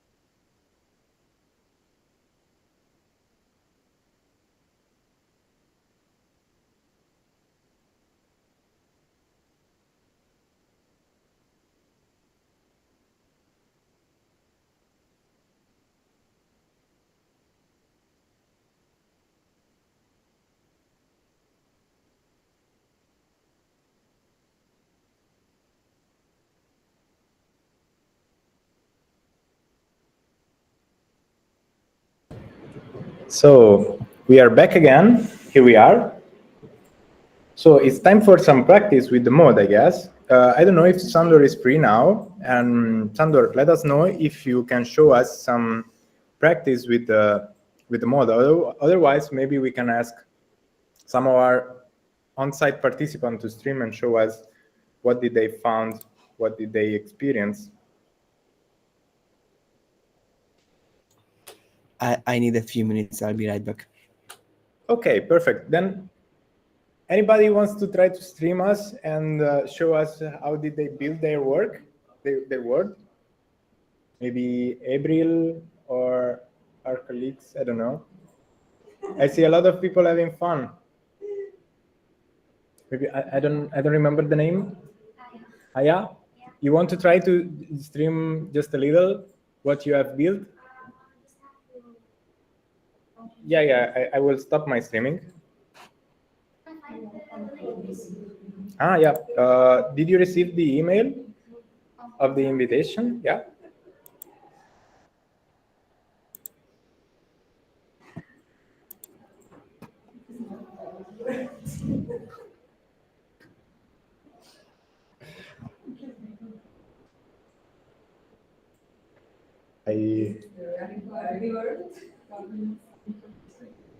I see that some of our students want to stream and show their work, huh?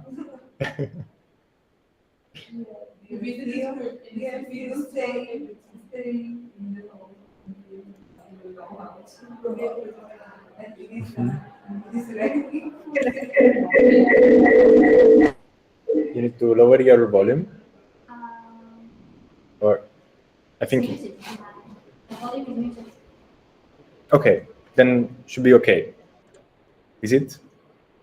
Is it working now?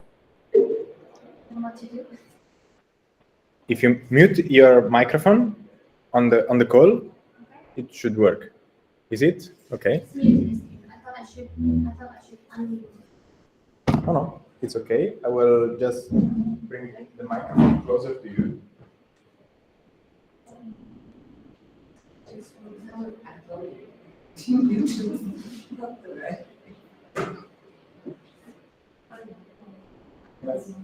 It's rainy in my world.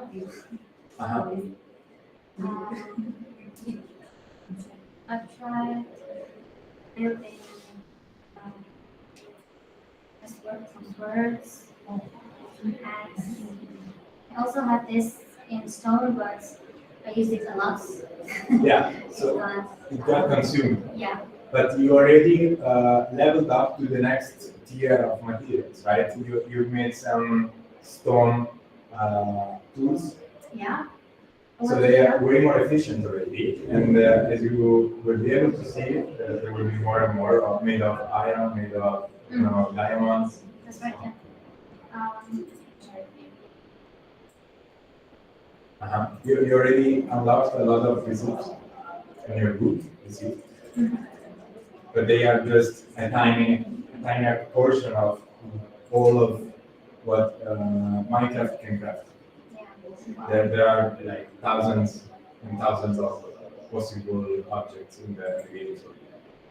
These are the weapons that I have, but I can't craft anymore because I need this. And when I go to craft this, I don't have space to put it. I don't know what to do now. You also collected some copper ore, I see, on the bottom right. Yeah. Copper stone? Not on the one on the left? Oh, yeah. Copper ore. Okay, so this is something that you will use in the Minecraft mode, because through the copper we will be able to create some new engines and connectors and electricity conduction. So that is something that our students, for example, should be encouraged to collect. It was very, very hard to find.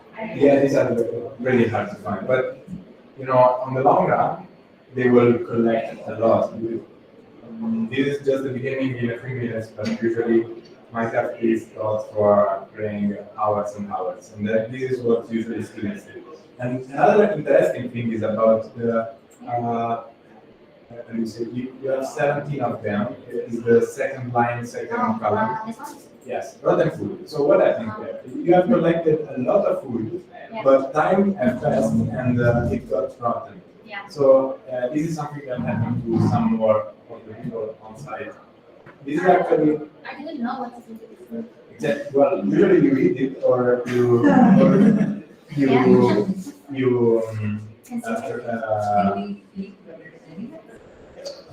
not like that. Actually, this is something coming from the mode because usually the food is not expiring, it's not getting rotten, getting spoiled. But so what happens is that this mode that you have downloaded is just for demonstration, and so we have set that the spoiling time is very fast. It's like a few seconds. So actually, at the moment you have collected the food, in a few seconds it became rotten, spoiled. So just to demonstrate that it can happen in the game that we will publish. When in the official release, we will actually set a spoiling time for each single food that is reasonable. So, for example, you know, the fruit, the vegetables will spoil very fast compared to some other, you know, maybe meats or fruits and stuff.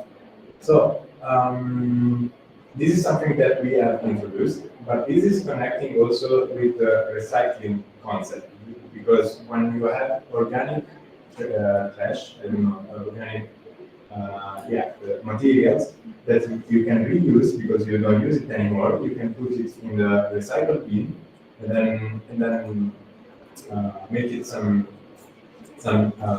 new material again. It would be some reserve. What was the name? Reserve. Yeah, some reserve ground. The one where the spawn rate is raised. So things will, students will get a prize for using it. You know, so that's what we are trying to encourage, the usage of the recycling. So, okay, very good, very good. You have been so fast, way more than me.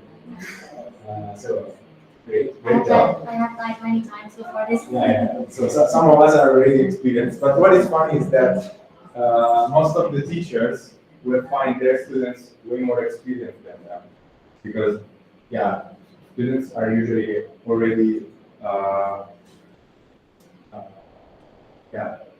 the gamers, let's say. I've already played Minecraft before, depending on the age. But this mod, for example, was meant for primary and secondary schools students. I think that maybe our colleagues knows better. Maybe middle schools. So, any update from the online situation? If you have question, please ask. Okay, here I see nothing.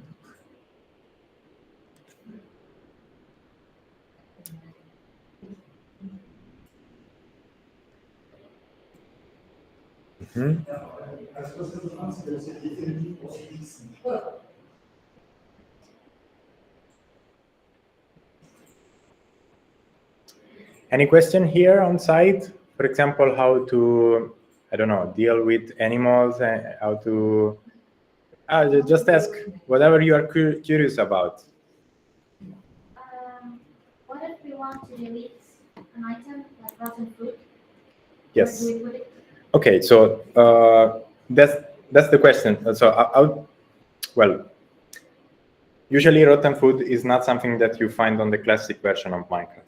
So what we are trying to encourage with the kids, as we were saying, is to use the recycle bin. So we will first need to use to create the recycle bin and then take advantage of the rotten food, which is an organic resource, a source of materials, of new materials. So it's actually very good, but not at the moment. So we first need to create the basic structure for exploiting it. And that's the basic concept of sustainability, right? So creating the structure that will be more efficient on the long run. So okay, this is the main purpose of the rotten food. Otherwise, being very direct, you can simply drop it with the Q button, and I think it's Q, right? And you will leave it on the ground if you just need to make space on the short time. So Sandor, are you maybe there? Yes, I'm here, although I don't think it's necessary for me to further show the modification since you already showed it. What I would suggest is I would let the participants play, explore it on their own, since that's half of the story. And if anybody has any questions, then I'm still here for a while and I can answer. Okay. But since I have, I mean, it's the same as Survivor mode, so okay, on your own. That's more beneficial, I think. Okay, so maybe what we can do is to let our guest experience a little more and maybe discuss about it. I would ask maybe, I don't know if I see Avril wants to show something or otherwise Angelica later on, because now they are just trying to survive, I guess. Okay, then you can stream. You see. Okay, maybe Avril, can you show something or? Yeah. That's more than we can expect. So yes, please, just for having some discussion about what you have found out, especially about the mod. I don't know how to get out of the window. You know what I mean? The window can usually maybe. So I'm in the game, and yes. the pointer is in the game. I don't know how to take it out to manipulate the. Okay, you can press the window button on your. Oh, you are a Mac user. Oh, I have no idea. There is maybe tab. Do you have tab? Yeah, I do, but no. This is something that maybe our friends online can help us about. How do you change? Yes, if he or she is in full screen, if that's the problem, because I couldn't hear it very clearly. Yeah, it's far away from the microphone. Yes. Yes, she needs to change the window because she's in game, and yes, you can either use three fingers and swipe your desktop to the left on your touchpad, or you can if you move if you press E so that you're in an inventory and you can see your mouse or even escape, and if you move your mouse to the top of the screen, there the window control buttons, the red, yellow, green ones will appear, and then you can click on the green one to minimize the game. Okay, looks like it worked. Okay, awesome. Great job. Thank you so much, Sander. And we have some help from Marjorie. Thank you so much, Marjorie.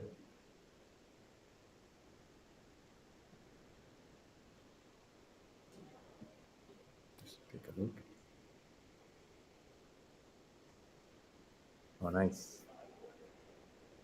Okay, for those who need some more dictionary of the comments, you can find it on the chat.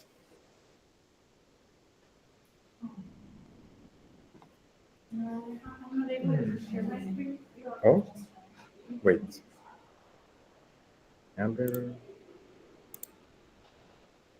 Now you should be able to. You have the permission.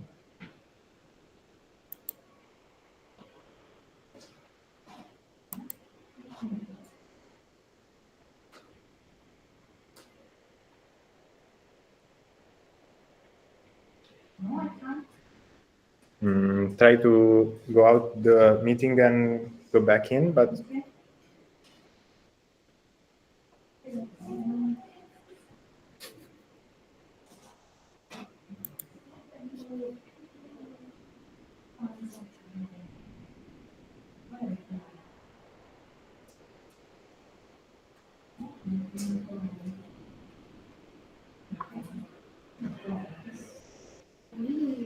Okay. So maybe Sandor, do you have any suggestion of what our participants could experience first about the mod, the simplest thing that they can craft? What I suggest is that if they can open the Word LAN and even do cheat mode that way, or just they can do it without it. They should craft furnaces. You can craft furnaces by placing 8 cobblestones around your crafting table, Yes. and you should try to put as much furnaces into as little space as possible, and just try to increase CO2. Okay, okay. And basically play with CO2. Okay, okay. That's a good point. Yes. Okay, we can try that. So And they should try to craft either a environment monitor block or a CO2 scanner. The thing is that what you showed, the receipt book, is the built-in stuff, but that only contains items and recipes that you have already discovered. However, if you close it and you look on your right, you will see much more items. That's the whole set of the items that the game has. Yes. And if you scroll to the last page, you will see the STEAMCraft items there. So you can search for the CO2 scanner, and if you hover over your mouse on it and you hit R, the R key, it will show you the receipt, so you know how to craft it them. Okay, very good. Try to craft the CO2 scanner. Okay. Thank you. You will need copper for it. You will need glass for it. So you will need a bunch of stuff for it. So you can actually try to like. Okay, great. Okay, we have the stream. Yeah, we have some interaction with villagers here. Okay. Yes. Can you maximize the window, maybe? Okay, did some damage. Yeah, okay, very good. I will also. She already built the whole house. Wow. Yeah. Okay, okay, that's very good. So as we were saying, something that Sandor was suggesting is to try to build a furnace. Furnace. Where you melt the minerals. Do you know how to do it? Is a square of stones. It's very simple.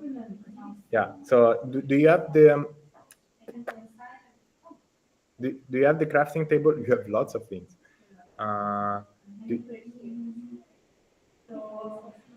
So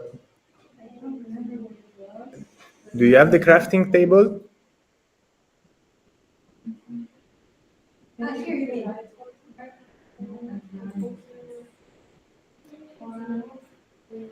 So these are the objects from the Minecraft, the STEAMCraft mode. But are you in creative mode? The demonstration map is in creative mode, yes. Yeah, that's why. Okay, so you can create almost everything you see. Yeah, but that's something you can do now. So the furnace, if you go to the search items bar, just on top of it, yeah, and you can look for the furnace. Yes, is the first one. Yeah. So once you create it, yeah, easy to create like that, yeah.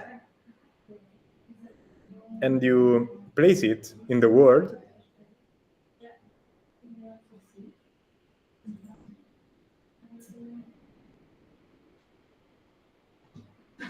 Perfect. Okay. Okay, so because it's full, that one is full.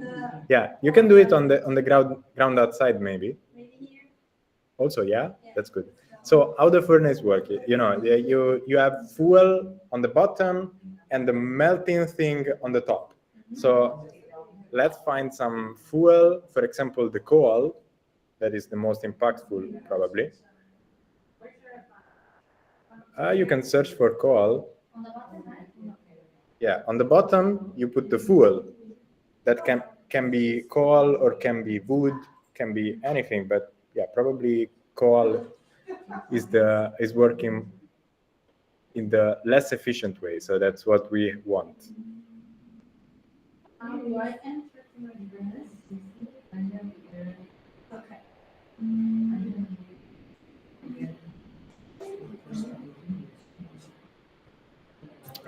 Maybe not here.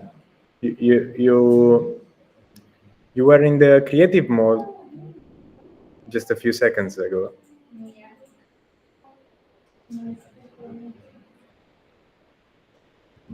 Yes. What are the possible things to put on top? Any mineral, for example, or food, but also minerals like, you know, iron, I don't know, diamonds.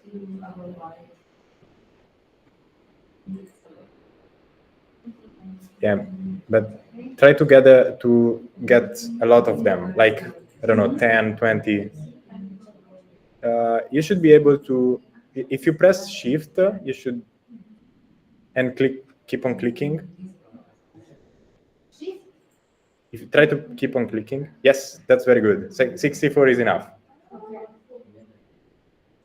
And you put them on the bottom of the furnace, and then, I don't know, you can put raw iron or raw copper on top, or no, you also have the rubber, right? What? Rubber. So this is something new because you don't have it in Minecraft. You have it only on the mod. The rubber. Rubber. R-U-B-B-E-R. Power. Yeah.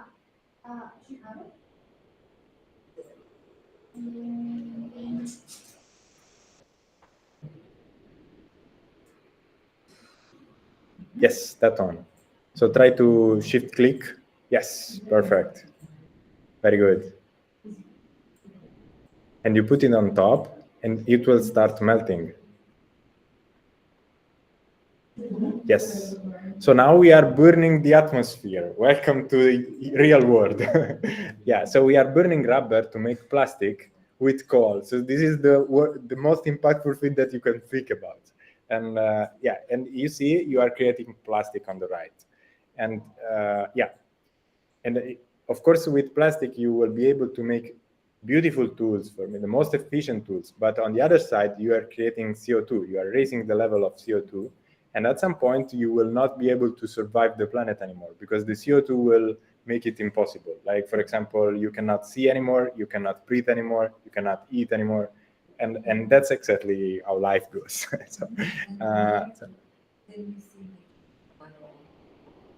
The level, in creative mode, I guess that it appears on the bottom left. I don't know if Sander, is there any way to look at the level?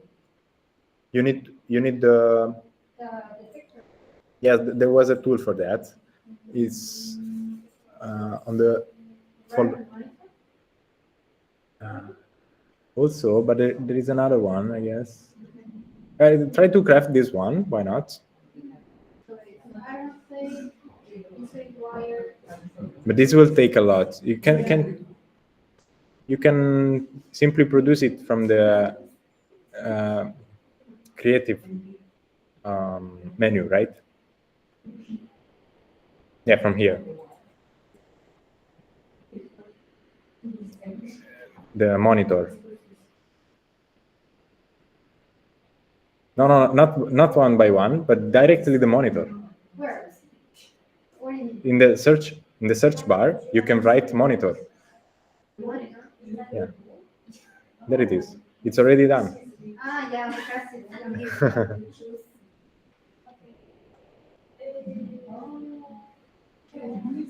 And also, I think maybe if you search for CO2, yeah. Is there anything? Oh. Oh, there it is. This one, CO2 scanner. That's how you find the level of CO2.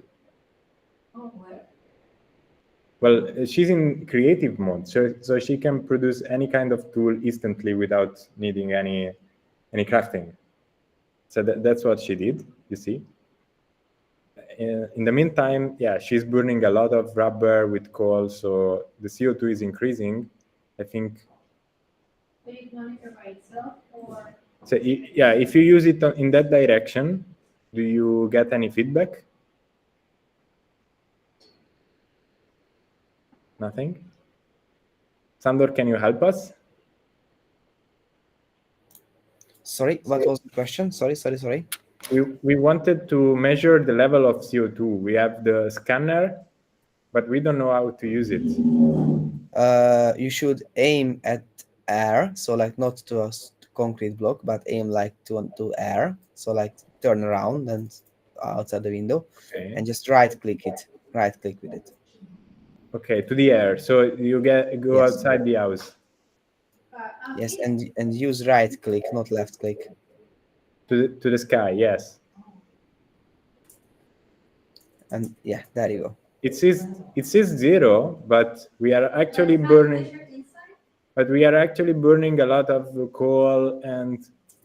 Yes, but you also have saplings around the house, and those saplings offset the CO2 that you create with the furnace. So that's why I told you shouldn't only have just like one furnace, but you should have like 10 furnaces burning at the same time. Oh, I see.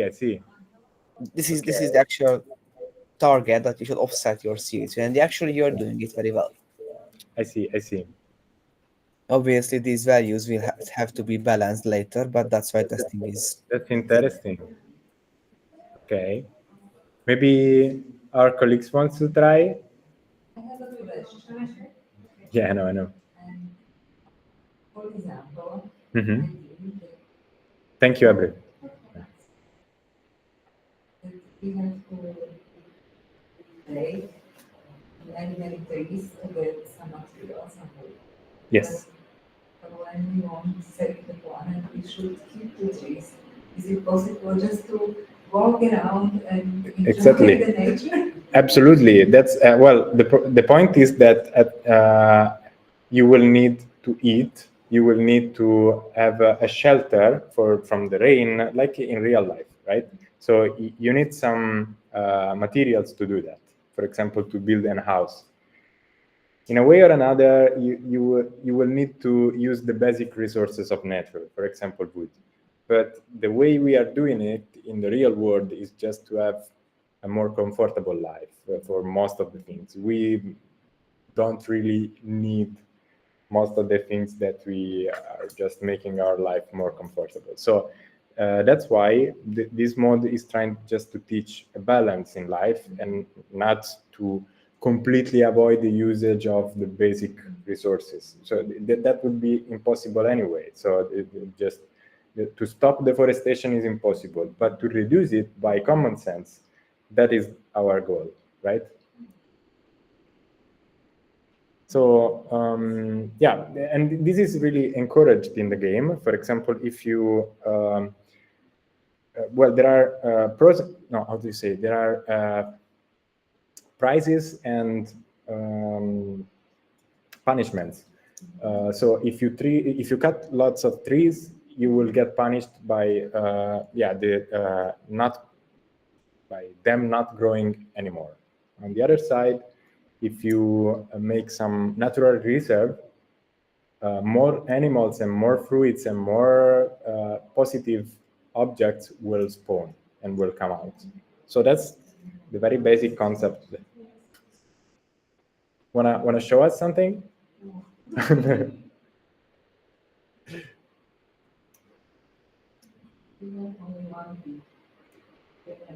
Yeah, but it is still good for discussion. I have a question here. Yes. On the map. Yes. There are some points. Yeah. And we have no idea what does it mean. Yeah, there are lots of symbols that you learn by experience. Usually the little arrow is yourself. And I don't know what you are pointing at. I don't know what are you trying to understand. Is maybe the icon of an egg? I don't know. Here are some points. Let me check. Maybe it's animals or villagers.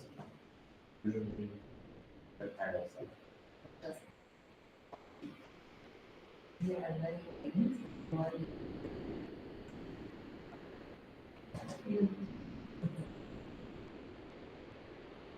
And I try and see and see the turn now and here should be some. On the right. This On the right. On the right.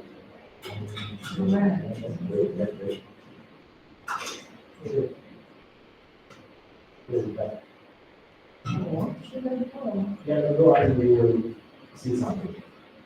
But that's probably here.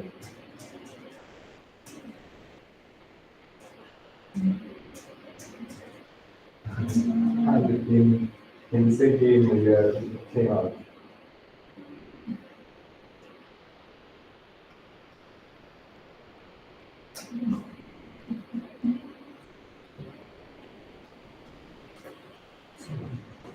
Another class, this is another class.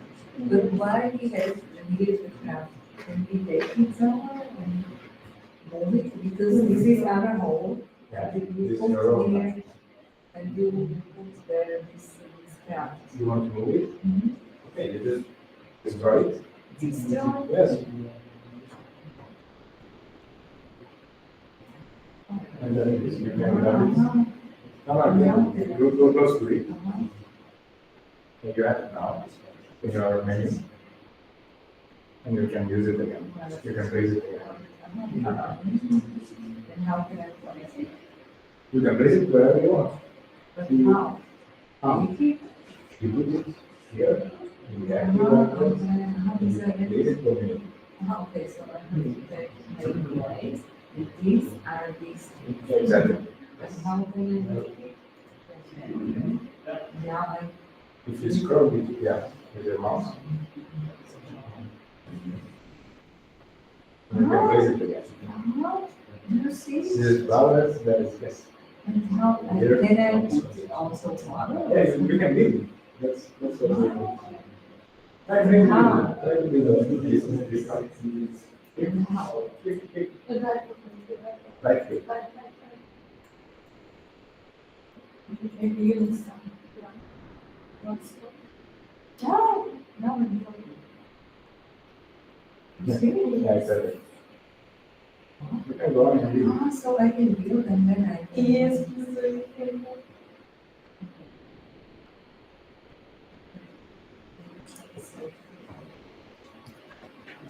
Okay.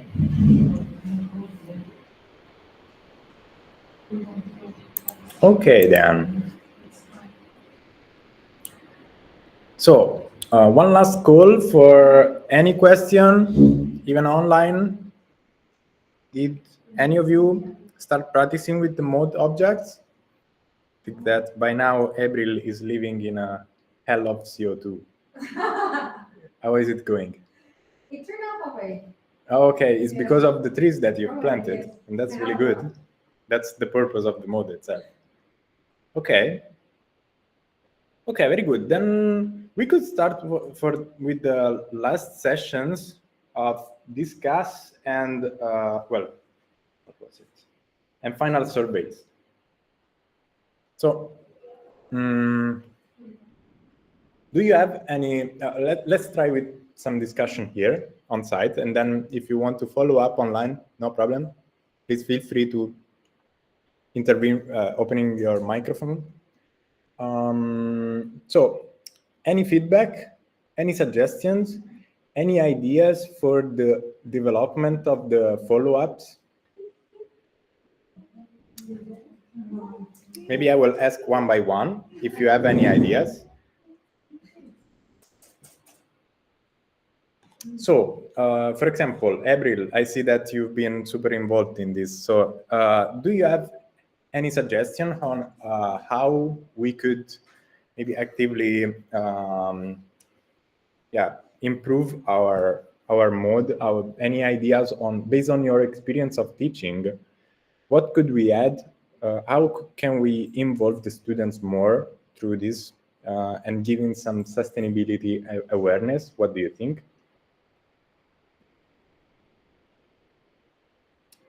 For example, is there any subject on sustainability that you care particularly, and you maybe have always thought that is never enough discussed about? For example, I don't know if it's a topic for Minecraft, but for example, it could be the excessive use that we have of clothes. Oh, absolutely. And the disposal Yes. of them. Yes, that was something that we've been discussing with the expert also. That is also that is a topic that have more of an impact on the societal side of our I'd say global issues. For example, the low work conditions for the kids, no representativeness, no ethics in the work field and work market, especially in the low-income countries. That is something that, it's actually a big issue in our world, and is mostly contributed by the rich countries. For example, what we buy here as clothes without even thinking about it is impacting so much in the low-income countries, because they build huge markets on that. And I think that it's hard to relate it to the sustainability, the environmental sustainability topic, but it's absolutely something that is impacting the ecosystem and the sustainability in general. Also because a lot of waste are made from the clothes. And maybe it's something that we could take note about, because probably we just discussed about it, but it was not in the top 10 topics that we wanted to bring as a lesson. I was thinking, but something that is related to that is the way also food can impact, the usage of food in a country can impact in all the other countries. For example, I'm bringing, I don't know, the first example that comes to my mind is for avocado. Do you know the production of avocado in the rich, in the low-income country is waged from the rich countries in an exponential way, especially in the last years. We have been eating lots of avocados, and now it's called like the green gold, because there is a run in the low-income countries for making production of it in a global scale, and this is impacting all the fields and all the agricultural farming in a terrible way. And also this is creating organized crime in the low-income countries. So this is impacting way more than we can think about. And we in our markets, we just buy it without thinking, right? So this is something, raising awareness about what we buy is definitely something that we should work on as a teachers. So this can be a topic. It's quite interesting because in countries like mine, for example, we are the big trash can of USA. So everything that they don't need anymore, just regarding clothes, for example, or recycling plastics. They send recycling plastics to Mexico for them to be recycled. recycled, but they don't check if those plastics are actually recyclable or not. Oh. And a lot of them are not. Okay. And the same with the clothes. And then you see piles and piles of clothes in Mexico, in Chile, Yeah. in African countries, and so on. And it could be interesting if the character could buy clothes because you need it to cover yourself. But if you choose, for example, brand clothes, then you get some points against you. And if you choose recycled clothes, you could earn some mineral that you need or something. So maybe the point is that in Minecraft, kids mostly use armors and not exactly many clothes. But on the other side, maybe we could use the recycle bin also for that. Also for any kind of object that you don't really need anymore, and you just keep it in your chest, just like we keep it in our closets without using it for years and years, and then we throw it away. So yeah, the efficient usage of what we buy and collect is something that we could raise awareness about. Yes, definitely. That is a topic. That is the kind of discussion. So any other idea of any topic that you would like to bring in sustainability game?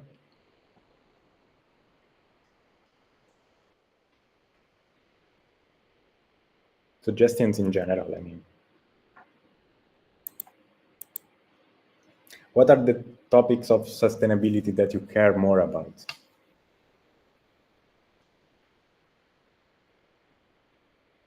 You don't have any preferred one, or some of these that impact more in your life? I don't know, overpopulation, CO2, fine dust. If you have some health problem, it could have come. I don't know. I don't think it is coming from, but could have been contributed also by fine dust. And we just don't care because there is not enough debate about that. But it is something. It is something happening, and we just ignore it.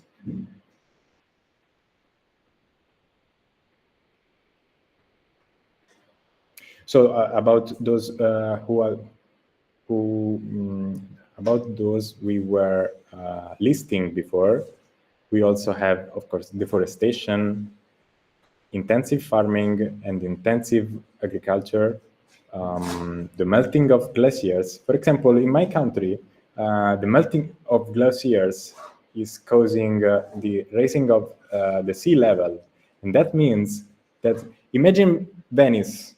I know that some of you have visited Venice, but Venice in a few years will be no more because the raising of the sea level will bring the water to cover most of the floors. The city is built on the water itself.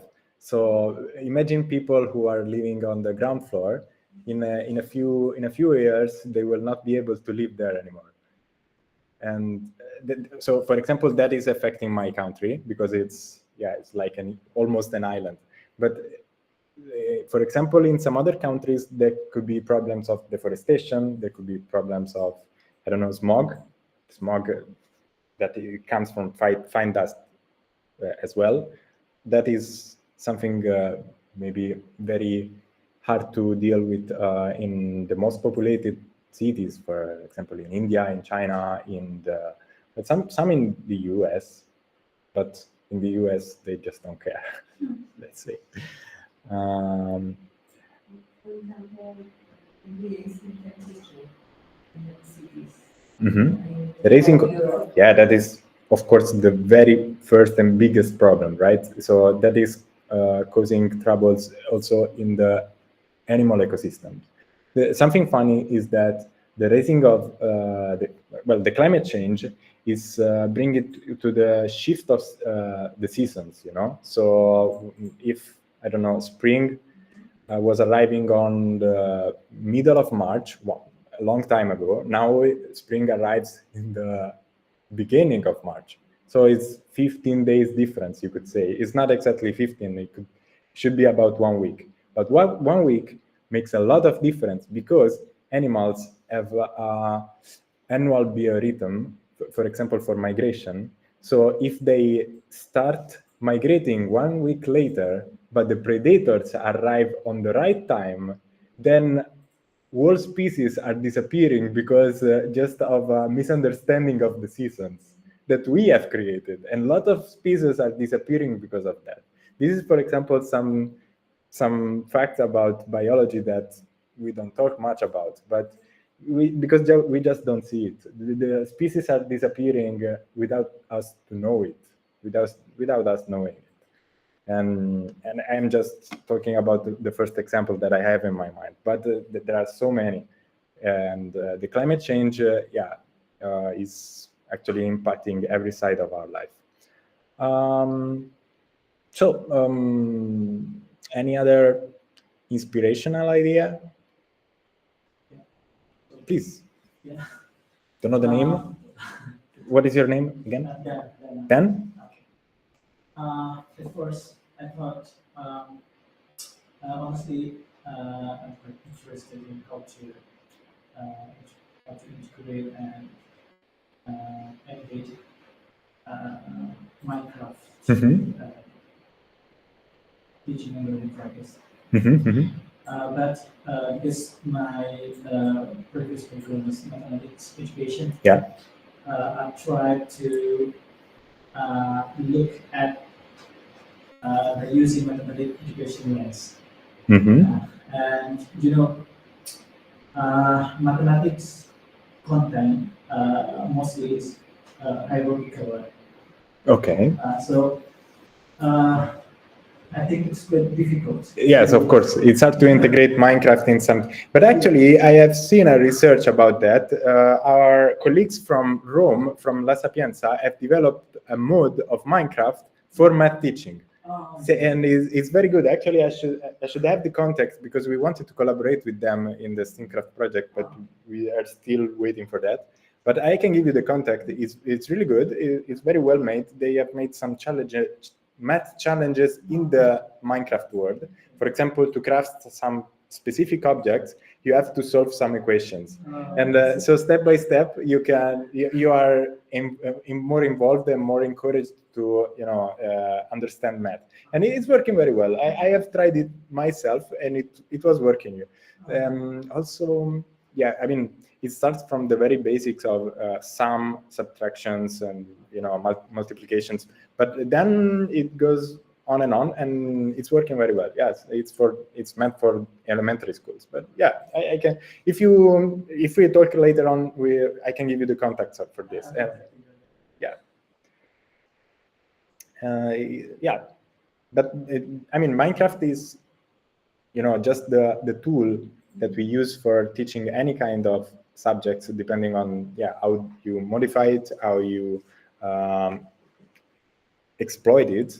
For example, I have also seen some modifications about engineering that is maybe an higher level. For example, it's useful for, I don't know, high school students or even university students to understand how electric mechanism, electric engineer works, and it works pretty fine. It's very well made. And so many other mods. Some introduce a lot of more biomes and animals to understand the biodiversity. Some more are about chemistry. There are really a lot. Yeah, but I think that now that Minecraft is so trending, is a good moment to use it for, most of your students will probably know already how to play it, and so they will be very motivated. Yeah, thank you. Motivated to start using an educational mode. Any other ideas? Otherwise, we can move on to the last and conclusive part of the day. That will be the final survey and maybe closing remarks. So for all those who are online left, and for those who are here, I would kindly ask you to fill this final survey that we have prepared. You have received it through the emails of invitation that we have sent to all the participants. So also for those online, yeah, I would kindly ask you to spend this, it's less than 10 minutes, a very short questionnaire about your experience with Minecraft and with sustainability. So this is very important because we will, it will let us collect data about how teachers want to use it and how teachers will be happy to use, and what are your suggestions about our sustainability topics, that the ones we have chosen, how the whole event was received. So please give us feedbacks. We will use the data to make the research progress, and it will be very, very valuable for us. So if any of you in the chat needs the link, I can copy paste it in a few seconds, and then I will leave you these 10 minutes to fill the survey, and then we are done. We are free.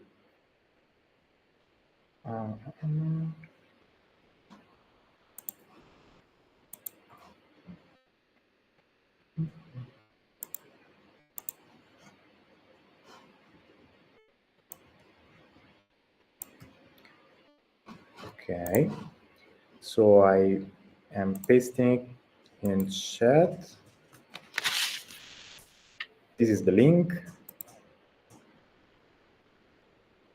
It's a very quick survey, 10 minutes, with 10-20 questions about what you have learned today, what do you expect from the sustainability teaching and the game-based approach.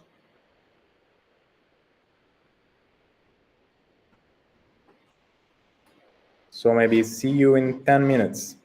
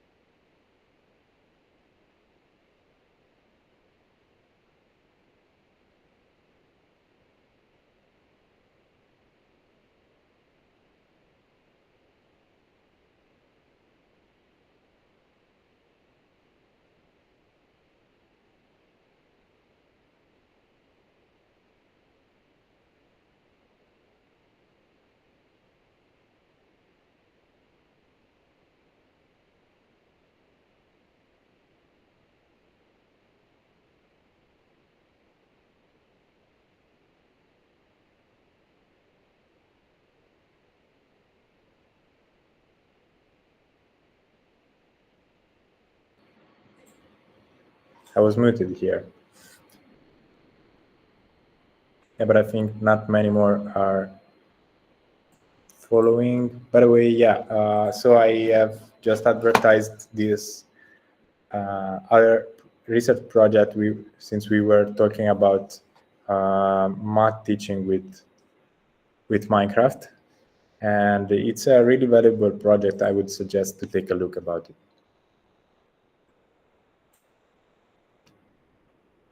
Okay, we are perfectly on schedule.